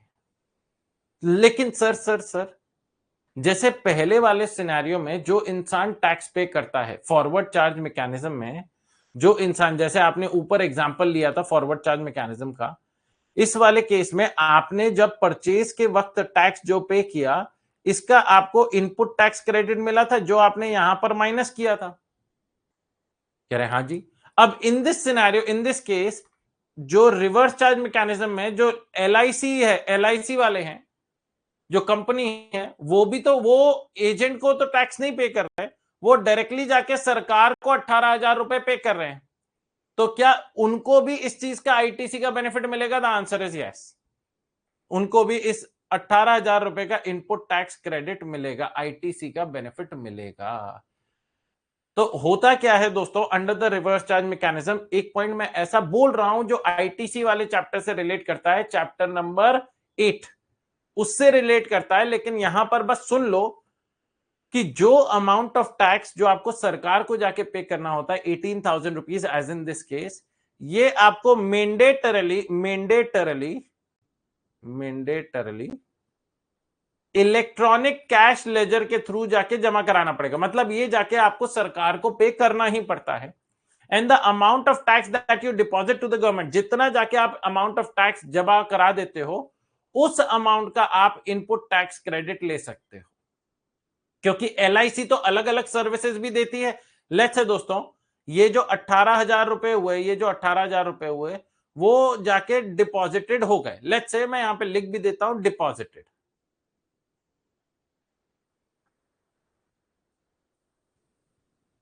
डिपॉजिटेड, ठीक है ना गाइस। अब इधर ध्यान से देखिएगा, जो फाइनल टैक्स लायबिलिटी निकल कर आएगी, everybody has to understand, LIC की जो भी टैक्स लायबिलिटी निकल कर आएगी, आउटपुट टैक्स लायबिलिटी, उसमें से ये 18,000 रुपए माइनस कर सकते हैं, the amount that they have deposited. ये इनपुट टैक्स क्रेडिट चैप्टर से रिलेट करता है, डिटेल डिस्कशन वहां पर होगा। अभी तो हम लोग वो वाले सिनेरियोस देखने वाले हैं जहां पर रिवर्स चार्ज मैकेनिज्म एप्लीकेबल होता है। That's it. ऑलराइट गाइस, अब आते हैं दोस्तों, इसे पढ़ते हैं। अब पढ़ेंगे गाइस तो आप लोगों को एब्सोल्यूट क्लैरिटी मिलेगी on how to go about it. आ जाओ भैया। सेक्शन 9(3) कहते हैं, द गवर्नमेंट में on the recommendation of the council, the government may on the recommendation of the council by notification specify categories of supply of goods or services or both, the tax on which shall be paid on reverse charge basis by the recipient of such goods or services or both, and all the provisions of this act shall apply to such a recipient as if he is the person liable for paying the tax in relation to the supply of such goods or services or both। सरकार ने क्या बोला? सरकार ने बोला कि council की recommendation पर कुछ गुड्स और कुछ सर्विसेज हम रिवर्स चार्ज सिनेरियो में डाल देंगे, जहां पर सारी रिस्पॉन्सिबिलिटी हम रेसिपिएंट के ऊपर डाल देंगे और बोलेंगे रेसिपिएंट से कि तुम ही वो इंसान हो जिसके ऊपर जीएसटी के कंप्लायंसेस लगेंगे, तुम ही वो इंसान हो जो जीएसटी जाके सरकार को जमा कराएगा। तो सर, फॉरवर्ड चार्ज मैकेनिज्म और रिवर्स चार्ज मैकेनिज्म में फर्क क्या हुआ? फॉरवर्ड चार्ज मैकेनिज्म में रेसिपिएंट सप्लायर को टैक्स पे करता था, आईटीसी उसे भी मिलता था, ऐसा नहीं है कि उसे इनपुट टैक्स क्रेडिट नहीं मिलता था, लेकिन सप्लायर को टैक्स पे कर कर वो फ्री हो जाता था, उसे उस टाइम सरकार से कोई लेना देना नहीं होता था। However, under the reverse charge mechanism, the recipient will deposit the tax to the government, directly to the government, और जितना जाके वो टैक्स जमा कराएगा उसका वो इनपुट टैक्स क्रेडिट ले लेगा। ऑलराइट गाइस, एनालिसिस मतलब सर, फॉरवर्ड चार्ज मैकेनिज्म हो या रिवर्स चार्ज मैकेनिज्म हो, आफ्टर ऑल टैक्स तो रेसिपिएंट ही पे कर रहा है, करेक्ट। लेकिन फॉरवर्ड चार्ज मैकेनिज्म में recipient is paying tax to the supplier, however in reverse charge mechanism the recipient is paying tax to the government. Understanding my point? Okay. Reverse charge means the liability to pay tax. The liability to pay tax is on the recipient of supply of goods or services instead of the supplier of such goods or services in respect of notified categories of supply. There is a specific list of goods and services which fall under this mechanism. तो दोस्तों, अच्छा, कई बार दिमाग में क्या होता है कि जब मैं 2 क्लासेस लगातार रिवर्स चार्ज मैकेनिज्म पे ले लेता हूं तो बच्चों के दिमाग में यही चलता है कि everything falls under reverse charge mechanism. No, there is a specific list of goods and services that fall under reverse charge mechanism. Apart from that, other than that, every goddamn service, every goddamn goods fall under the forward charge mechanism. तो there is a specific list, अगर उस list के अंदर आ गए, उस list के अंदर आ गए तो रिवर्स चार्ज मैकेनिज्म, अगर उस लिस्ट में नहीं हो तो फॉरवर्ड चार्ज मैकेनिज्म। एग्जांपल देखो दोस्तों, Kiku provide services of 20,000 to T two. तो कीकू ने, ये हमारा दोस्त कीकू है, और ये हमारा दोस्त T2 है, और ये तो आप जानते ही हो मोदी जी।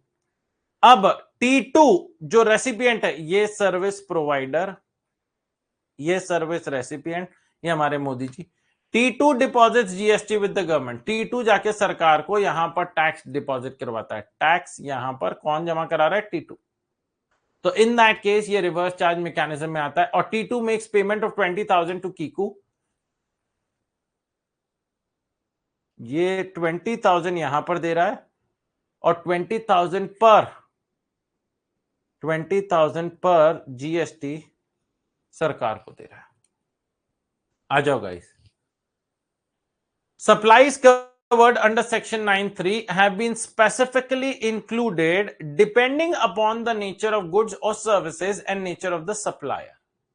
सरकार ने सेक्शन 9(3) में उन्हीं सर्विसेज और उन्हीं गुड्स को लिया है जहां पर सरकार को ऐसा लगता है that collection of tax from the recipient will be significantly higher as compared to the tax that they will collect from the supplier. जैसे कि जो मैंने एग्जांपल लिया था इंश्योरेंस कंपनी और एजेंट का, where in the service provider agent थे, service recipient company थी। तो सरकार कहती है अगर फॉरवर्ड चार्ज मैकेनिज्म में रख रहे हैं तो मामूली एजेंट्स, 2-4 एजेंट्स होते हैं जिनका कमीशन 20-20 लाख रुपए से ज्यादा का हो। Every agent is not earning such a humongous amount of commission every year. तो the government was losing substantial amount of revenue because agent आगे से टैक्स ही चार्ज नहीं कर रहा था। और एजेंट क्यों नहीं चार्ज कर रहा था? क्योंकि agent threshold limit of registration cross नहीं कर रहा था। और जब तक आप रजिस्ट्रेशन में नहीं आओगे under the GST law, how can you collect tax? आप विदाउट रजिस्ट्रेशन टैक्स नहीं कलेक्ट कर सकते। तो एजेंट अपनी जगह कोई गलत काम नहीं कर रहा था टैक्स नहीं कलेक्ट करके। एजेंट टैक्स इसलिए कलेक्ट नहीं कर रहा था क्योंकि उसे रजिस्ट्रेशन होने की जरूरत ही नहीं थी, उसे जीएसटी लॉ में आने की जरूरत ही नहीं थी। और यह सरकार द्वारा बनाया गया कानून था कि सरकार ने कहा था जब आपकी threshold limit of registration cross हो जाए, आपका टर्नओवर एक स्पेसिफाइड लिमिट को क्रॉस कर जाए, तब जीएसटी में आइएगा। तो सरकार को अपने ही कानून की वजह से बड़ा नुकसान हो रहा था। तो सरकार ने क्या करा? सरकार ने कहा इन छोटो पंटरों को छोड़ो, बड़ी ऑर्गेनाइजेशन को पकड़ लो। तो under 9(3), there is a specific list of goods or services on which tax shall be paid on reverse charge. The list has been discussed in detail ahead. It shall further be noted that all the provisions of the CGST Act shall apply to the recipient as if he is the person liable for paying the tax in relation to the supply of such goods or services or both. CGST Act किसके ऊपर लगेगा guys?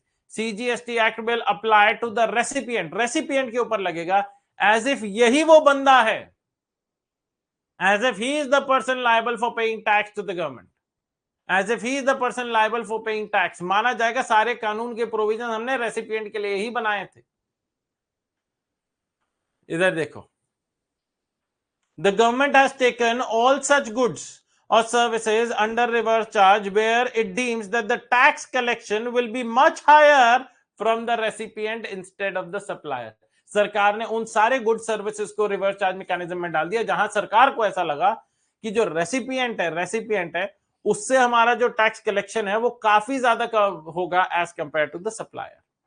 It is important to note, ध्यान से देखिएगा, it is important to note that GST being an indirect tax, GST एक indirect tax है, burden of the tax has to be ultimately passed on to the recipient.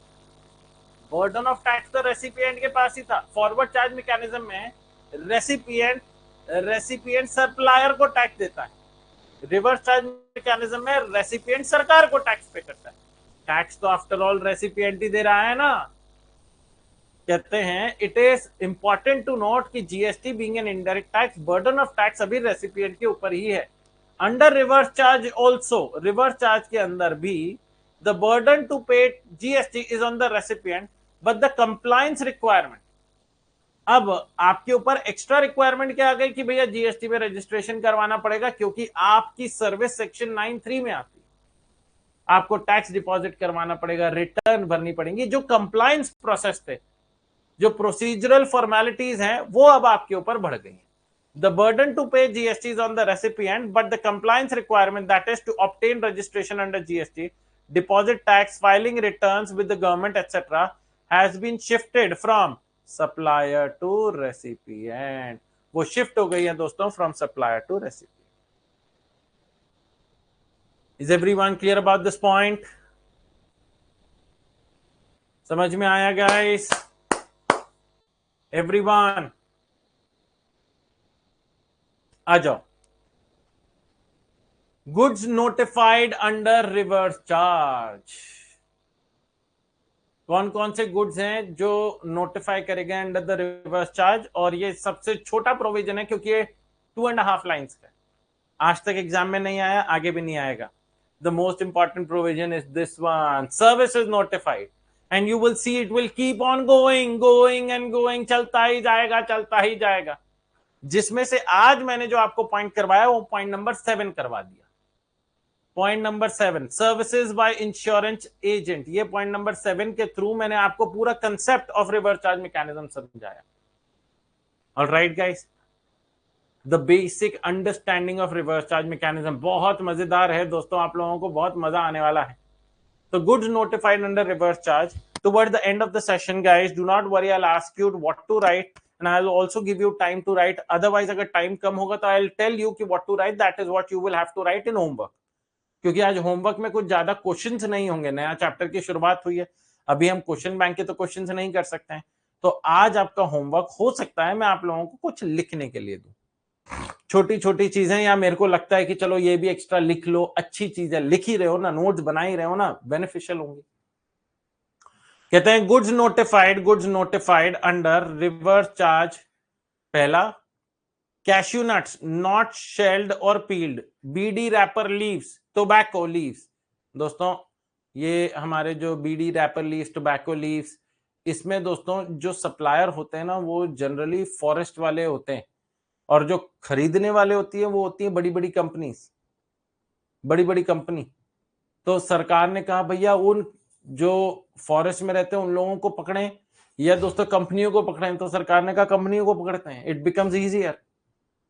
Supply of lottery, silk yarn, used vehicles, seized and confiscated goods, old and used goods, waste and scrap, raw material, metals, raw cotton, metal scrap, etc.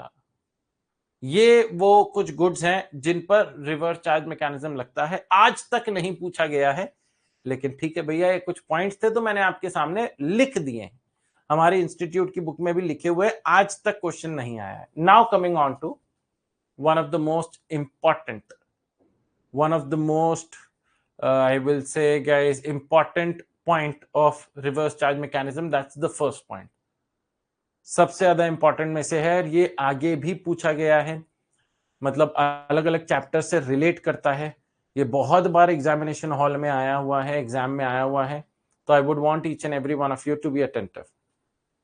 कहते हैं GTA services, goods transportation services. कहते हैं services by a GTA, goods transportation agency, GTA, in respect of transportation of goods by road. तो दोस्तों सबसे पहले बताइएगा GTA का मतलब क्या होता है? जीटीए का मतलब होता है एक ऐसी एजेंसी जो सामान को एक जगह से दूसरी जगह लेकर जाती है। ऑलराइट गाइस, अब let's say in this scenario guys, एक जीटीए ऑर्गेनाइजेशन है, जीटीए है गाइस, और जीटीए गुड्स को, सामान को एक जगह से दूसरी जगह लेकर जाती है, लेकिन they have different modes of transportation. ध्यान से देखिएगा, ये बाय एयर भी जाती है, बाय शिप भी जाती है, मतलब बाय वाटर भी जाती है, वाटर, और ये बाय रोड भी जाती है, बाय रोड भी जाती है। अब मेरे को बताइएगा गाइस, रिवर्स चार्ज मैकेनिज्म कौन से वाले में लगता है? रिवर्स चार्ज मैकेनिज्म कौन से वाले में लगता है? क्या एयर में रिवर्स चार्ज मैकेनिज्म है? नहीं। वाटर में है? नहीं। It is only in case of goods when being transported by road. तो यहां पर आपका रिवर्स चार्ज मैकेनिज्म लगेगा, इन दोनों में there is no reverse charge mechanism, reverse charge mechanism नहीं है। इसीलिए दोस्तों ध्यान से देखिएगा, क्वेश्चन में किस तरीके से पूछा जाए। आपसे बोला जाए जीटीए है, जीटीए ने सर्विसेज प्रोवाइड करी है टू अ फैक्ट्री वाला, और फैक्ट्री वाले ने ये सामान जीटीए के थ्रू बाय एयर भेजे हैं, तो क्या यहां पर रिवर्स चार्ज मैकेनिज्म है? नहीं, यहां पर क्या है दोस्तों, यहां पर फॉरवर्ड चार्ज मैकेनिज्म अप्लाई करेगा। क्या अप्लाई करेगा? Forward charge mechanism. Reverse charge mechanism की एक स्पेसिफिक लिस्ट है, what all falls in that list, वो तो रिवर्स चार्ज मैकेनिज्म में आ जाएगी। जो उस लिस्ट में नहीं आई वो ऑटोमेटिकली फॉरवर्ड चार्ज मैकेनिज्म में चली जाएगी। ऑलराइट गाइस, तो पढ़ते हैं पहली line, services by GTA goods transport agency in respect of transportation of goods by road to the 7 points. ये 7 पॉइंट्स हमें याद रखने हैं, ये 7 पॉइंट्स हमें लिखने भी हैं गाइस। ऑलराइट, तो सबसे पहला, एनी फैक्ट्री रजिस्टर्ड अंडर और गवर्न्ड बाय फैक्ट्रीज एक्ट 1948 या any society registered under societies registration act 1960 और any other law for the time being in force in any part of India, any cooperative society, any person registered under the CGST Act, under IGST Act, under SGST Act or under UTGST Act, any body corporate established or under any by or under any law, body corporate में आपकी सारी companies वगैरह आ जाती हैं, any partnership firm including LLP whether registered or not under any law including association of persons या any casual taxable person. So when the GTA services are being provided for transportation of goods by road, transportation of goods by road to any of these 7 specified persons, इन्हें अपन क्या बोलेंगे? 7 specified recipients, तो ही reverse charge mechanism लगेगा। जिसमें पहला मैं underline कर रहा हूं, उतना ही लिखिएगा, any factory, any society, any cooperative society, any person registered under GST Act लिख लीजिएगा, any body corporate, any partnership firm including LLP whether registered or not, यहां तक लिखिएगा, and any CTP। ये आपके 7 स्पेसिफाइड रेसिपिएंट्स हैं। आप जब नोट बनाएं तो आगे का लिखने की जरूरत नहीं है, जो मैंने हाईलाइट नहीं करा है, बस नोट बनाते वक्त ये 7 पॉइंट लिखने हैं। एनी फैक्ट्री, इतना ही काफी है। अब सर एक छोटा सा क्वेश्चन आता है दिमाग में, सर यहां पर आपने जीटीए में गुड्स ट्रांसपोर्टेशन सर्विसेज बोला है, मतलब पैसेंजर ट्रांसपोर्टेशन सर्विस नहीं आएगी? नहीं आएगी। आप बस चलाते हैं और बस से लोगों को दिल्ली से आगरा ले जाते हैं, तो क्या वहां पर रिवर्स चार्ज मैकेनिज्म है? नहीं, वहां पर रिवर्स चार्ज मैकेनिज्म नहीं है। अच्छा ठीक है सर। अब जीटीए में सर आप ये कह रहे हैं जीटीए में जो सर्विस प्रोवाइडर है वो तो जीटीए वाला, ट्रक वाला है। हाँ जी बिल्कुल, वो तो ट्रक वाला है। तो in that case, in that scenario, service recipient कौन हुआ? मैंने कहा क्या मतलब? सर एक एग्जांपल लेते हैं। मैंने कहा ठीक है भैया, एक एग्जांपल ले लेते हैं, बताओ एग्जांपल में क्या है। कहते हैं सर एक इंसान है मिस्टर ए, जो कि रजिस्टर्ड है अंडर जीएसटी लॉ। ठीक है जी।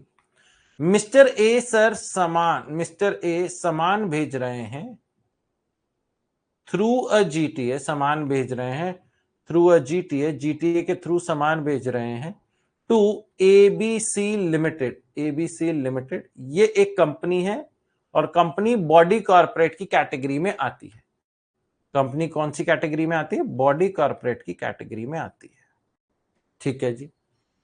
अब राठी जी, हमारा क्वेश्चन ये है आपसे कि इन this scenario GTA is the service provider. ये सर्विस प्रोवाइडर है क्योंकि ये आपका सामान एक जगह से दूसरी जगह लेकर जा रहा है, करेक्ट। लेकिन सर्विस रेसिपिएंट कौन है?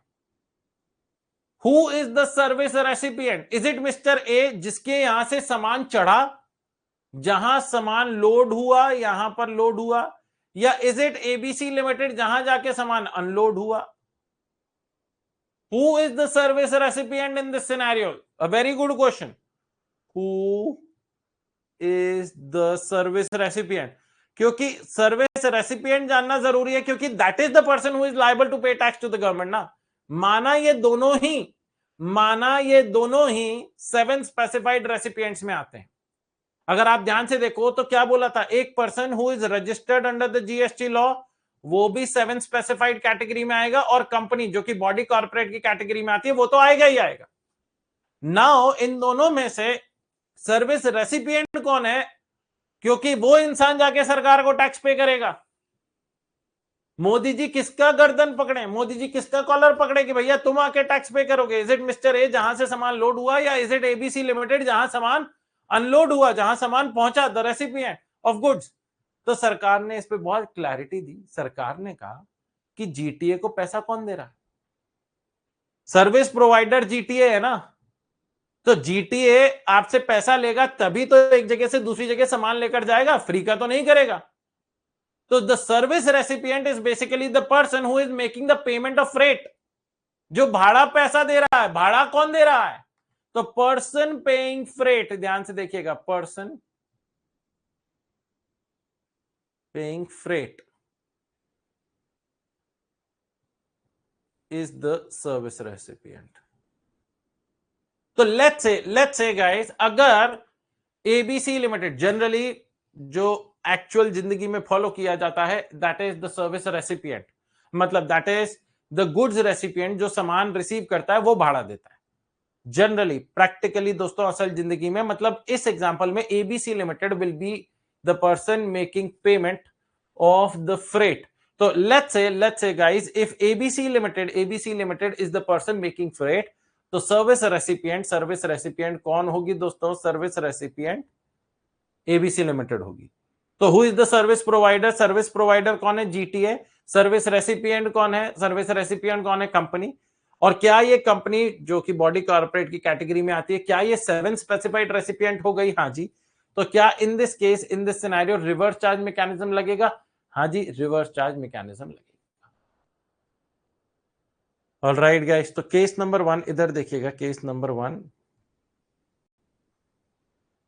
Company is paying freight.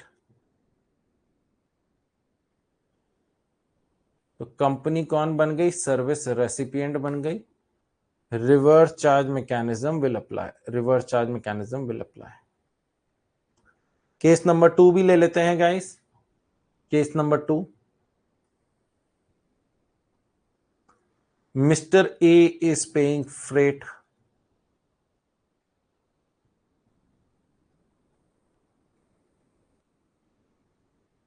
Mister A भाड़ा दे रहे हैं, तो मिस्टर ए सर्विस रेसिपिएंट हो गए। इन this scenario guys, reverse charge mechanism will still apply, लेकिन सरकार को जाके पैसा कौन देगा? पहले वाले केस में कंपनी जाके पैसा देगी, दूसरे वाले केस में मिस्टर ए जाके पैसा देंगे। Case number 3, let's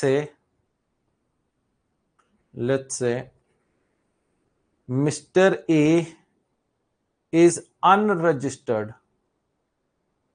and is paying freight. Mister A unregistered हैं, मतलब वो 7 स्पेसिफाइड रेसिपिएंट्स में नहीं आते हैं और वो भाड़ा दे रहे हैं। तो वो सर्विस रेसिपिएंट हो गए। तो सर, अगर वो 7 स्पेसिफाइड रेसिपिएंट में नहीं आते, विच इज अ मैंडेटरी रिक्वायरमेंट कि आपको रिवर्स चार्ज में आना पड़ेगा, तो वो तो 7 स्पेसिफाइड रेसिपिएंट में आ ही नहीं रहे हैं, फिर क्या होगा राठी जी इन दिस सिनेरियो? ये वाला सिनेरियो एग्जेम्प्ट है। अभी आप देखेंगे आगे, इस पर जीएसटी नहीं लगेगा, नो जीएसटी,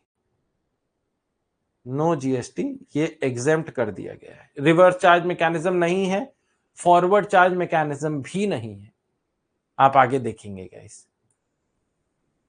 ऑलराइट गाइस, तो अब मैं फिर से यहां तक पढ़ाता हूं guys, and then we'll move forward, फिर अपन गाड़ी को आगे बढ़ाएंगे। जीटीए सर्विसेज, जहां सामान को एक जगह से दूसरी जगह ले जाया जा रहा है by road, when provided to any factory वाला, सोसाइटी वाला, कोऑपरेटिव सोसाइटी वाला, a person registered under the GST law, body corporate, partnership firm including LLP whether registered और नॉट, या एनी सीटीपी, अगर इनमें से किसी भी इंसान को दिया गया, देन यही वो इंसान है जिन्हें जाके सरकार को टैक्स पे करना है।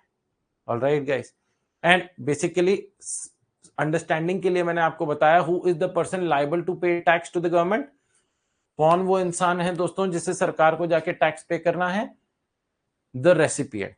ठीक है ना दोस्तों, सरकार को जाके रेसिपिएंट जाके पे करेगा सरकार को। If the recipient does not fall in the category of the 7 specified recipients, the transaction is not leviable to GST. उस पर रिवर्स चार्ज मैकेनिज्म नहीं लगेगा, इनफैक्ट उस पर फॉरवर्ड चार्ज मैकेनिज्म भी नहीं लगेगा। ओके जी, अब गाइस आगे का पॉइंट पढ़ाऊं उससे पहले continuing with one more example, क्योंकि एग्जांपल करवाऊंगा तो आपको आगे का पॉइंट समझ में आएगा।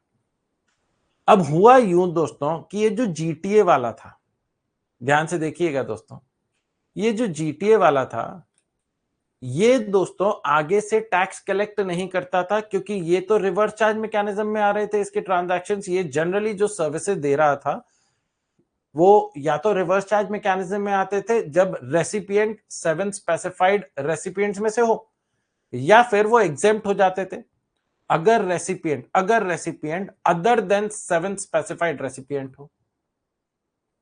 अब बात यह आती थी, in any scenario GTA was not collecting tax, क्योंकि रिवर्स चार्ज मैकेनिज्म में अगर वो कंपनी हुई तो कंपनी जाके डायरेक्टली सरकार को पैसा दे देती थी। जीटीए को तो टैक्स नहीं मिलता था ना, जीटीए को तो टैक्स नहीं मिलता था। अब जब जीटीए को टैक्स नहीं मिलता था तो in that case, in that scenario GTA ITC का भी बेनिफिट नहीं ले पाते थे। हुआ यूं दोस्तों, सरकार ने प्रैक्टिकली जिंदगी में देखा कि in order to collect tax from truck वालास became very very difficult. Truck वालों को जीएसटी का कानून समझाओ, उनसे बोलो कि भैया तुम टैक्स कलेक्ट करो, अपना आईटीसी माइनस करो, रिमेनिंग अमाउंट जाके सरकार को दो। इतने में तो वो 2 बार ऐसे तंबाकू खाकर ऐसे थूक देते थे। हाँ, मोदी जी कह रहे हैं अरे क्या गंदा करे जा रहे हो मेरी दीवारें, मेरी बात सुनी कि नहीं सुनी? कह रहे थोड़ा थोड़ा तो समझ में आया मोदी जी, रुके। अब मोदी जी कहते हैं अरे मैं यहाँ कहाँ समझाने बैठ गया हूँ, आधे घंटे से बोलते जा रहा हूँ जीएसटी के बारे में और ये आधे घंटे से मेरी बस दीवारें लाल पीली कर रहे हैं। तो मोदी जी ने क्या करा, जीटीए को बोला भैया तुम्हारे से हमें जीएसटी का कोई मतलब ही नहीं है, कहाँ हम पकड़ेंगे ट्रक वालों को। इसीलिए सरकार ने क्या बोला कि हम रेसिपिएंट को पकड़ के टैक्स ले लेते हैं। अब एक जीटीए बहुत पढ़ा लिखा निकला, जिसके पास 85 ट्रक्स थे, 100 ड्राइवर, 100 कंडक्टर, उसका काम ही बहुत बड़े लेवल पर सिर्फ ट्रक्स चलाना था, जहां पर वो लोगों का सामान एक जगह से दूसरी जगह लेकर जाता था और पैसे कलेक्ट करता था। अब लेट्स से उनका नाम दे देते मिस्टर एक्स। मिस्टर एक्स ये बहुत बड़े, लिख भी देता हूं, बहुत बड़े जीटीए हैं, गुड्स ट्रांसपोर्ट एजेंसी वाले हैं। अब इन्हें पता चला कि इनकी सर्विसेज, जो जीटीए की सर्विसेज है, वो रिवर्स चार्ज मैकेनिज्म में आ गई।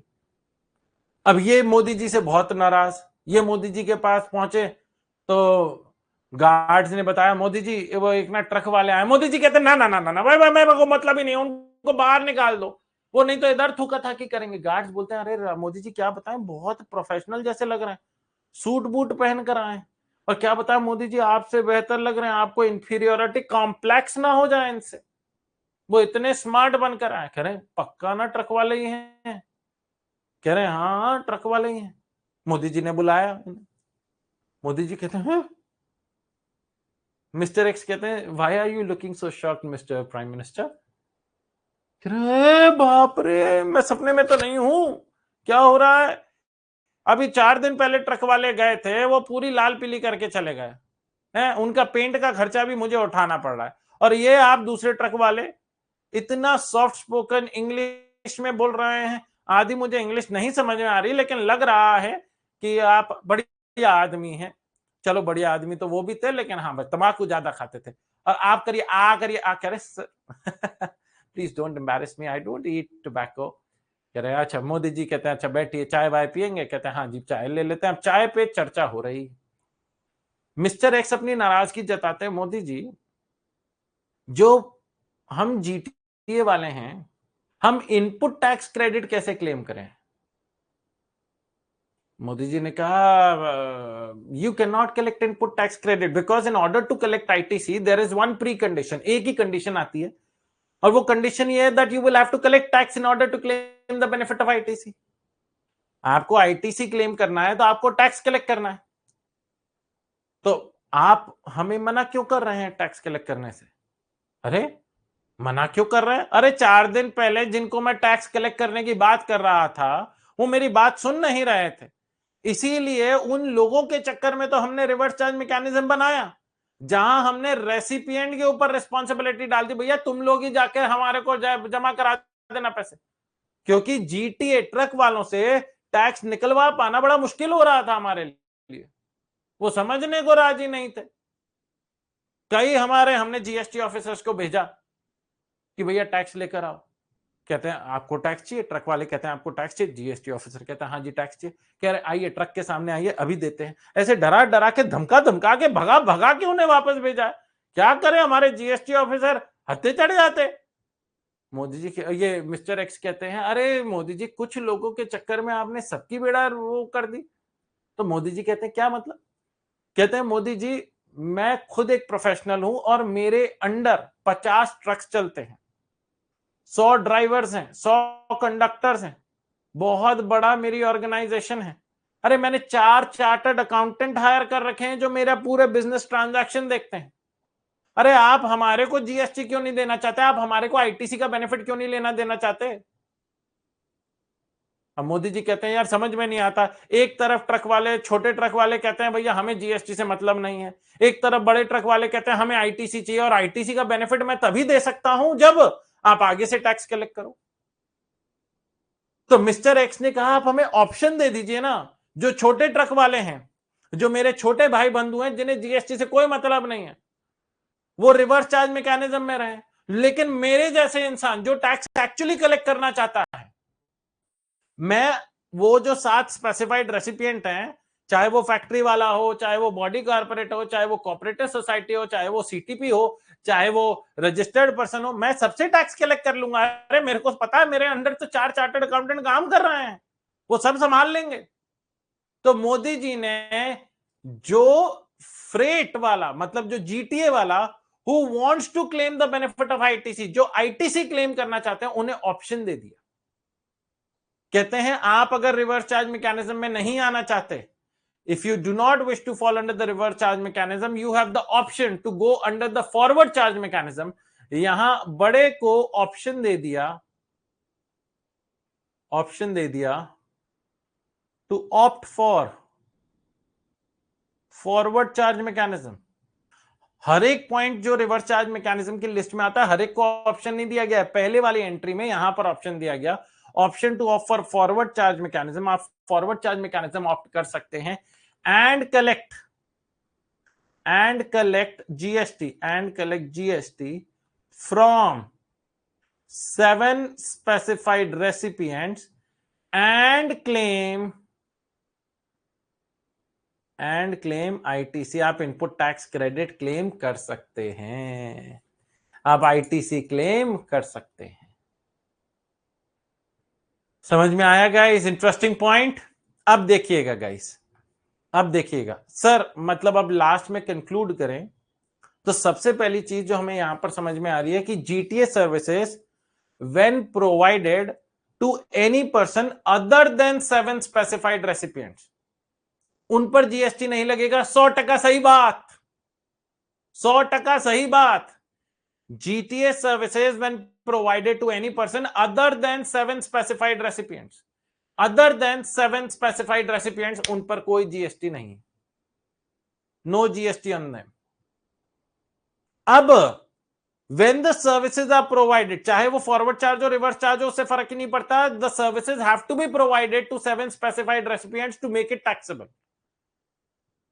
अब वो टैक्सेबल आरसीएम में होते हैं या एफसीएम में होते हैं, that depends upon the truck वाला, that depends upon the GTA. If the GTA wants to claim the benefit of ITC, तो GTA will collect tax from the 7 specified recipients and claim ITC.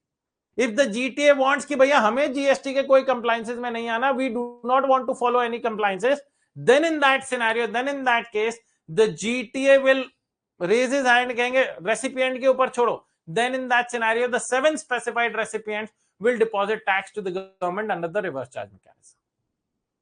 आइए guys, everybody, provided further that nothing contained in this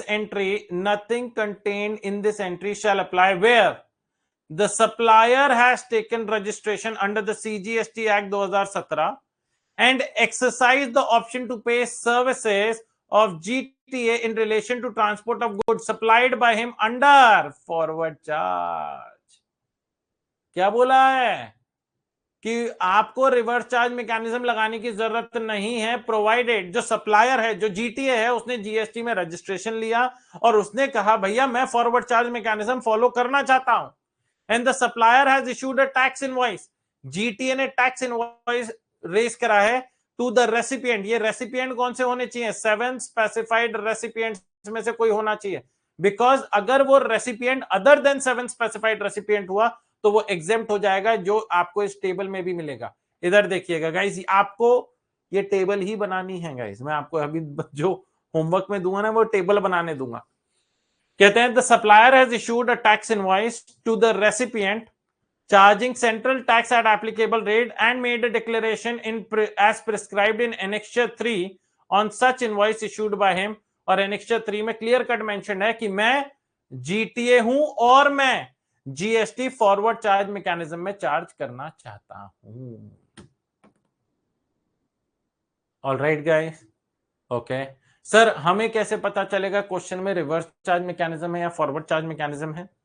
आपको वो question में या तो वो clear cut बताएगा कि भैया जीटीए ने रजिस्ट्रेशन लिया under the GST law and he wants to claim the benefit of ITC, या वो दोस्तों आपको हिंट देगा. सर हिंट कैसे देगा? हिंट ऐसे देगा कि अगर रिवर्स चार्ज मैकेनिज्म लगता है, ध्यान से देखिएगा, तो वहां पर रेट ऑफ जीएसटी 5% है और फॉरवर्ड चार्ज मैकेनिज्म में रेट ऑफ जीएसटी 12% है. तो अगर क्वेश्चन में आया कि जीटीए सर्विसेज दी गई by GTA to a factory वाला जिसमें 5% जीएसटी लगा है, तो ऑटोमेटिकली समझ जाइएगा ये रिवर्स चार्ज मैकेनिज्म वाला है. अगर आपको क्वेश्चन में आया कि जीटीए सर्विसेज दी गई टू अ बॉडी कॉर्पोरेट जहां 12% जीएसटी लगा है, ये फॉरवर्ड चार्ज मैकेनिज्म वाला. 5% वाला रिवर्स चार्ज मैकेनिज्म, 12% वाला forward charge mechanism. GTA services are chargeable at the following 2 rates: 5%, 2.5% CGST, 2.5% SGST अगर इंट्रा स्टेट है, क्योंकि इंट्रा स्टेट में आप लोग जानते हैं सीजीएसटी एसजीएसटी लगाया जाता है, and 5% in case of interstate transaction. कहते हैं 2.5% सीजीएसटी एसजीएसटी और 5% IGST, provided GTA has not taken ITC, GTA ने आईटीसी क्लेम नहीं किया है ऑन गुड्स और services used in supplying GTA services reverse charge mechanism. क्योंकि दोस्तों रिवर्स चार्ज मैकेनिज्म में रेसिपिएंट सप्लायर को टैक्स देता ही नहीं है, रेसिपिएंट तो जाके सरकार को देता है, और जब सप्लायर को टैक्स मिला ही नहीं तो उस टैक्स में से वो माइनस क्या करेगा? तो इन केस जहां रिवर्स चार्ज मैकेनिज्म लगता है तो रेसिपिएंट जाके सरकार को टैक्स पे करता है, रेसिपिएंट को आईटीसी का बेनिफिट मिल जाता है. लेकिन what will happen to the supplier, जो पहले कोई टैक्स पे कर आया, उसका क्या होगा? तो रेसिपिएंट को उसका आईटीसी का बेनिफिट नहीं मिलेगा. क्यों? क्योंकि रेसिपिएंट ने टैक्स, वो सप्लायर को आईटीसी का बेनिफिट नहीं मिलेगा, सप्लायर ने क्योंकि आगे से टैक्स ही कलेक्ट नहीं किया. 12%, 6% CGST, 6% SGST for intrastate transaction, 12% IGST for interstate transaction, where GTA opts to pay GST at said rate on all services of GTA supplied by it. In this case, there is no restriction on availing ITC on goods or services used in supplying GTA services by GTA. ये forward charge mechanism में आता है. किस में आता है दोस्तों? Forward charge mechanism में आता है. Now finally the revision table guys. Revision table बहुत अच्छा रिवीजन टेबल है गाइस, और इसके थ्रू 100% क्लैरिटी मिल जाएगी. Person liable to pay tax under GTA. Who is the person liable to pay tax? Where GST is payable at the rate 5%, no ITC. And दूसरा where GST is payable at the rate 12%, जहां ITC allowed है. ठीक है जी. सबसे पहले 5% वाली category करते हैं. Where GST is payable at the rate 5%, मतलब रिवर्स चार्ज मैकेनिज्म में आ रहा है. Recipient is a specified recipient, मतलब रेसिपिएंट आपके 7 स्पेसिफाइड रेसिपिएंट में आता है, तो सर ये आपका रिवर्स चार्ज मैकेनिज्म में जाएगा। Correct. Person liable to pay GST a such specified recipient, मतलब रिवर्स चार्ज मैकेनिज्म। अब ध्यान से देखिएगा, where GST is payable at the rate 12%, 12% लगा, रेसिपिएंट स्पेसिफाइड है, मतलब 7 स्पेसिफाइड रेसिपिएंट में आता है। क्योंकि यहां पर 12% लगा है, person liable to pay GST is GTA, मतलब फॉरवर्ड चार्ज मैकेनिज्म लगा, क्योंकि उसे आईटीसी का बेनिफिट मिलेगा। And in both the scenarios where the services are being provided to any person other than specified, आपको वो 7 स्पेसिफाइड पर्सन याद रखने हैं। Recipient is other than specified person, unregistered है, कंज्यूमर है, तो in that case it will B exempted from GST, इसे exempt कर दिया जाएगा, इसे एग्जेम्प्ट कर दिया जाएगा, माफ कर दिया जाएगा, इस पे कोई जीएसटी नहीं। तो आप पूरा एक ही पॉइंट में कवर अप कर सकते हैं गाइस। और ध्यान से मेरी बात सुनिएगा, जब आपको होमवर्क में जो बनाना है वो आपको ये पूरी टेबल बनानी है, इधर ध्यान से देखिएगा, ये पूरी टेबल बनानी है, ये वाली। इसके बाद यहां पर आप अपने 7 स्पेसिफाइड रेसिपिएंट्स को मेंशन करेंगे, जिसमें आप लिखेंगे फैक्ट्री वाला, cooperative society, cooperative society. Alright guys, ये जो आपके 7 स्पेसिफाइड रेसिपिएंट्स हैं वो लिखेंगे, तो ऑटोमेटिकली आपका पूरा का पूरा कवर अप हो जाएगा, ऑटोमेटिकली आपका पूरा का पूरा कवर अप हो जाएगा। रेट मेंशन हो गई, reverse charge forward charge mention हो गया, 7 स्पेसिफाइड रेसिपिएंट्स मेंशन हो गए, what will be the treatment of services when provided to other than 7 specified recipients, उसका भी ट्रीटमेंट आ जाएगा, एटसेट्रा। ऑलराइट, नोट, एक अमेंडमेंट आई, लेकिन ये अभी कोई लेटेस्ट अमेंडमेंट नहीं है, मतलब फाइनेंस एक्ट 2025 की अमेंडमेंट नहीं है, बहुत पहले की अमेंडमेंट है। कहते हैं क्या अमेंडमेंट क्या है राठी जी? कहते हैं reverse charge mechanism shall not apply. ध्यान से मेरी बात सुनिएगा guys, reverse charge mechanism apply नहीं करेगी, shall not apply to services provided by GTA by way of transport of goods in a goods carriage, okay, to a department, establishment of central government, state government, union territory और local authority या government agencies। मतलब ये अगर आप देखें तो दोस्तों सरकारी सारे डिपार्टमेंट्स हैं, central government, state government, union territory, local authority. Local authority मतलब एमसीडी वगैरह, जो ये हमारी म्युनिसिपल अथॉरिटीज होती हैं। गवर्नमेंट एजेंसीज जैसे कि सीबीआई वगैरह हो गई, जिन्होंने which has taken registration under the CGST Act only for the purpose of deducting tax under Section 51 and not for making a taxable supply of goods or services or both। मतलब क्या है दोस्तों, बहुत अच्छा पॉइंट है, everybody has to understand this point, और तभी जाकर आपको ये पॉइंट समझ में आएगा गाइस, इस चीज का ध्यान दीजिएगा, तभी जाकर आपको ये पॉइंट समझ में आएगा। क्या बोलते हैं, कहते हैं कि अगर आपने सर्विसेज दी हैं to a department, establishment of central government, state government या यूनियन टेरिटरी या लोकल अथॉरिटी या फिर गवर्नमेंट एजेंसी, जिन्होंने रजिस्ट्रेशन लिया है under the GST law only for the purpose of deducting tax under section 51। आप आगे एक चैप्टर पढ़ेंगे जीएसटी में, टीडीएस एंड टीसीएस, जहां पर the person making payment is responsible to deduct tax. तो इन डिपार्टमेंट ने आगे सामान बेचने के इंटेंशन से रजिस्ट्रेशन नहीं लिया, ये आगे कोई टैक्सेबल सप्लाई और गुड्स और सर्विसेज नहीं देते हैं, ये सिर्फ जीएसटी में रजिस्टर्ड हुए हैं क्योंकि अंडर सेक्शन 51 इन्हें टीडीएस काटना है। अब ध्यान से देखिएगा, ऊपर हमने एक पॉइंट पढ़ा था कि one of the 7 specified recipients is any person registered under the CGST act, registered under the CGST act. अब बात यह आती है, मतलब जो कंफ्यूजन अराइज हुआ जिसकी वजह से ये अमेंडमेंट लाया गया, जब जीटीए ने services the guys to Department of, let's say, Central Government, Department of Central Government, जो कि आगे आगे कोई गुड्स या सर्विसेज नहीं देता है, गुड्स या सर्विसेज नहीं देता है। तो हमने कहा भैया तुम डिपार्टमेंट रजिस्टर्ड क्यों हुए अंडर द जीएसटी लॉ? आपने क्यों जीएसटी में रजिस्ट्रेशन करवाया जब आगे आप सामान देते ही नहीं हो, आगे आप सर्विसेज नहीं देते हो? कहते हैं हमें रजिस्ट्रेशन करवाना पड़ा क्योंकि हम टीडीएस डिडक्ट करते हैं। Got registered under GST only for the purpose of deducting tax under section 51, only for the purpose of deducting tax under section 51। हमने रजिस्ट्रेशन क्यों करवाया दोस्तों? हमने रजिस्ट्रेशन करवाया only for the purpose of deducting tax under section 51। हमारा कोई intention नहीं है कि हम आगे सामान या सप्लाई देंगे।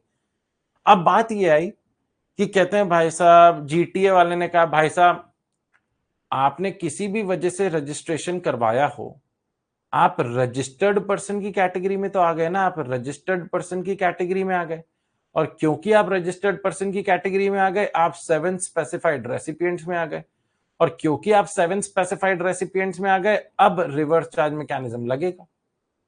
और डिपार्टमेंट कहते क्या रिवर्स चार्ज मैकेनिज्म लगेगा? मतलब डिपार्टमेंट ऑफ सेंट्रल गवर्नमेंट को इन्हें जाके टैक्स डिपॉजिट करवाना पड़ेगा,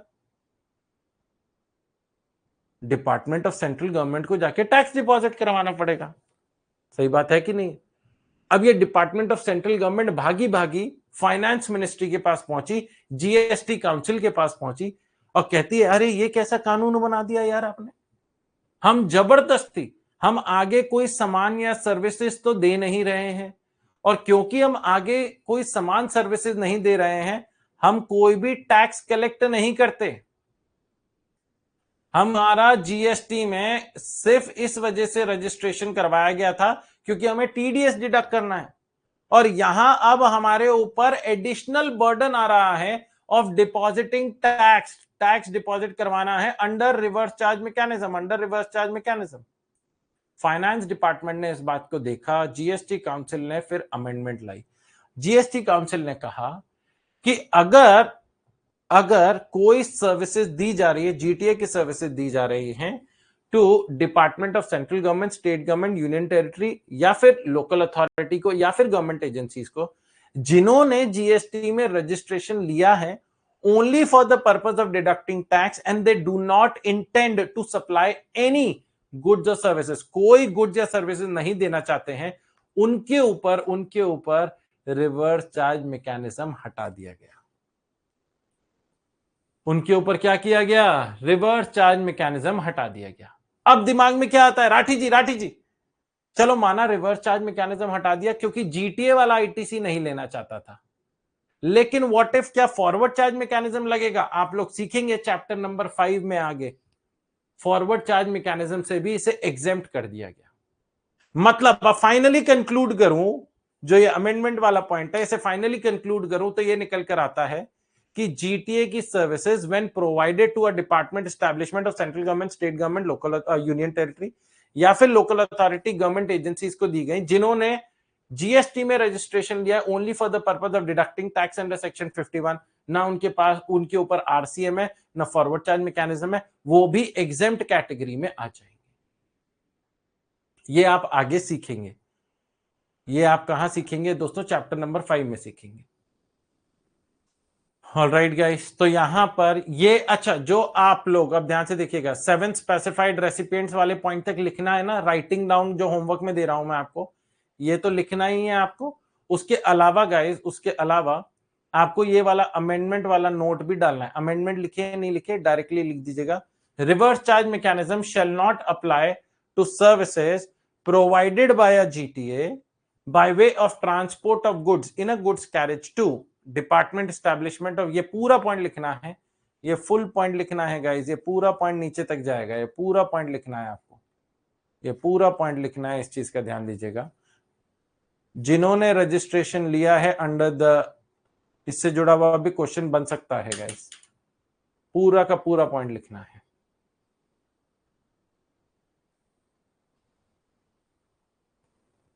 everyone clear about this point? बढ़ते हैं आगे। A registered goods transport agency, question number 1 आ रहा है दोस्तों, question number 1 MCQ। A registered goods transport agency if providing services to an unregistered person. Registered GTA है जो कि अनरजिस्टर्ड पर्सन को दे रही है, इस पे क्या होगा सर? एग्जेम्प्ट, क्योंकि अनरजिस्टर्ड पर्सन 7 स्पेसिफाइड रेसिपिएंट की कैटेगरी में नहीं आता। Correct. RCM shall apply, no. Exempt from GST, exempt from tax B is the correct answer.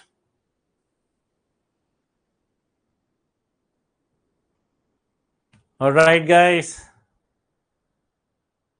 Everyone clear about it?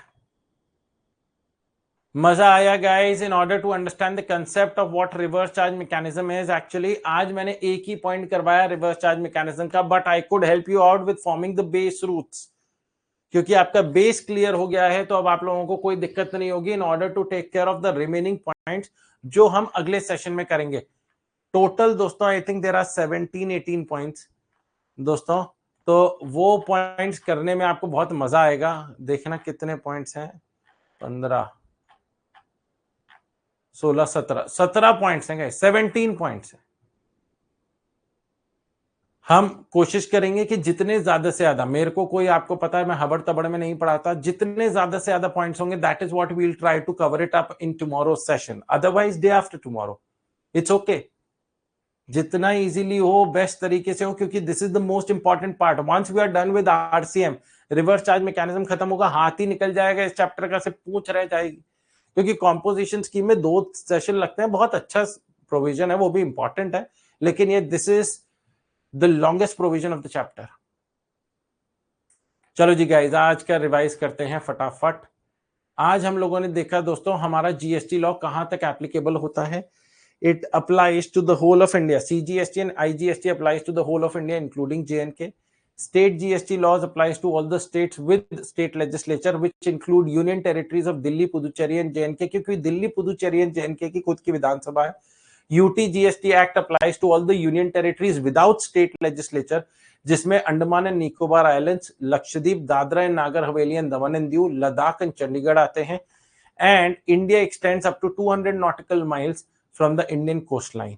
फिर सेक्शन 9(1) पर आए, जहां हम लोगों ने देखा कि एक tax on all intra state transaction लगाया जाएगा जिसका नाम होगा CGST, other than alcoholic liquor for human consumption. और इसी में एक नया पॉइंट जुड़ा, undenatured extra neutral alcohol or rectified spirit which is used for manufacturing of alcoholic liquor for human consumption, जिस पर rate maximum rate of GST 20% होगा, aggregating 40% guys, which will be levied on the transaction value, जो हम आगे सीखेंगे, made by a paid by a taxable person। उसके बाद दोस्तों हमने देखा 9(2) में 5 पेट्रोलियम प्रोडक्ट जिन पे GST shall be levied at a later stage of time, उनको भी याद कर लेते हैं क्या क्या नाम थे। Petroleum crude, high speed diesel, motor spread commonly known as petrol, natural gas and ATF, aviation turbine fuel. उसके बाद 9(3) पर पहुंचे, जहां हम लोगों ने देखा कि सरकार ने कुछ गुड्स और सर्विसेज ऐसे पाए जहां पर टैक्स कलेक्ट करना रेसिपिएंट से आसान होता और रेसिपिएंट से टैक्स भी ज्यादा मिलता। तो सरकार ने रिवर्स चार्ज मैकेनिज्म एक सिनेरियो बनाया इन विच सरकार ने रेसिपिएंट को बोला कि तुम सप्लायर को टैक्स पे नहीं करोगे, तुम डायरेक्टली सरकार को जाकर टैक्स पे करोगे। जिसमें सबसे पहला पॉइंट आया आपका दोस्तों, services notified under reverse charge mechanism में GTA services. When GTA services are provided to 7 specified recipients, जो कि हैं factory, society, cooperative society, any registered person, body, corporate, partnership firm including LLP whether registered और not, and any CTP, ये 7 लोग हैं। तो in that case these 7 recipients ये जाके सरकार को टैक्स पे करेंगे। मैंने आप लोगों को ये भी कंफ्यूजन एलिमिनेट किया कि भाई साहब जिस इंसान ने सामान भेजा है या जिस इंसान के पास सामान पहुंचा है, उनमें से कौन सा रेसिपिएंट माना जाएगा, क्योंकि GTA तो एक जगह से सामान उठा के दूसरी जगह सामान छोड़ रहा है, तो GTA is the service provider, who is the service recipient? Service recipient is the person जो भाड़ा की पेमेंट कर रहा है। सर अगर दोनों ने आधा आधा भाड़ा दिया तो दोनों सर्विस रेसिपिएंट माने जाएंगे to the extent of payment made. Let's say 50,000 की पेमेंट करनी थी, जिसमें से एक इंसान ने 30,000 दिया, तो 30,000 में देखेंगे रिवर्स चार्ज मैकेनिज्म लगेगा या नहीं लगेगा, डिपेंडिंग अपॉन द रेसिपिएंट। हो सकता है 20,000 जिसने पे करा वो इन 7 की कैटेगरी में नहीं आता था तो 20,000 पे जीएसटी नहीं लगेगा, लेकिन 30,000 जिसने पे किया वो इन 7 में से किसी एक कैटेगरी में आता था तो 30,000 पर रिवर्स चार्ज मैकेनिज्म लग जाएगा। जब आगे पढ़े तो सरकार ने बताया कि हमने फॉरवर्ड चार्ज मैकेनिज्म का भी ऑप्शन दे रखा है। If the GTA wants to claim the benefit of ITC, GTA registration करवाएगा और बोलेगा कि भाई साहब मैं फॉरवर्ड चार्ज मैकेनिज्म में आना चाहता हूं, I want to claim the benefit of ITC, जिसमें रिवर्स चार्ज मैकेनिज्म में 5% है, फॉरवर्ड चार्ज मैकेनिज्म में 12% है। If the services are provided to any person other than the 7 specified recipient, तो इररिस्पेक्टिव ऑफ द फैक्ट कि GTA RCM या FCM है उस पे जीएसटी नहीं लगेगा। फिर एक नोट आया दोस्तों, सरकार ने कहा कि रिवर्स चार्ज मैकेनिज्म हम अप्लाई नहीं करेंगे if the GTA services are being provided to a department, establishment of central government, state government या फिर यूनियन टेरिटरी या लोकल अथॉरिटी, गवर्नमेंट एजेंसी जिन्होंने रजिस्ट्रेशन करवा रखा under the GST law, GST law में रजिस्ट्रेशन करवा रखा है only for the purpose of deducting tax under section 51 and they do not intend, उनका कोई इंटेंशन नहीं है कि वो आगे जाके सामान को सप्लाई करेंगे। तो एक चीज तो आपको ये लिखनी थी जो मैंने आपको बता दी दोस्तों। दूसरी चीज जो आपको लिखनी है वो आपको दोस्तों एक ये लिख लीजिएगा, डेफिनेशन ऑफ, ये वाला पॉइंट लिख लीजिएगा, ये वाली टेबल भी बना लीजिएगा गाइस, ये वाला टेबल भी बनाइएगा, extent and commencement of GST law, ये पूरा लिख लीजिएगा, 2 नंबर का कभी पूछा जा सकता है। और फिर ये लिख लीजिएगा, ये टेबल बनाने की जरूरत नहीं है, लेकिन ये लिख लीजिएगा कि इंडिया कहां तक माना जाता है, इंडिया कहां तक एक्सटेंड करता है। ऑलराइट गाइस, उसके बाद डायरेक्टली सेक्शन 9(3) पर चले जाइएगा, 9(1), 9(2) लिखने की जरूरत नहीं। चलो जी गाइस, आज का सेशन यहीं तक। I hope you guys enjoyed the session. मजा आया है तो press on to the like button, share it with your friends and ask them to be a part of Shrey Rathi classes, teaching taken to next level, making you guys understand every provision, everything in such a detailed form कि आप लोगों को मजा आए। All right guys, चलो जी, bye bye, अलविदा, take care and see you in tomorrow's session.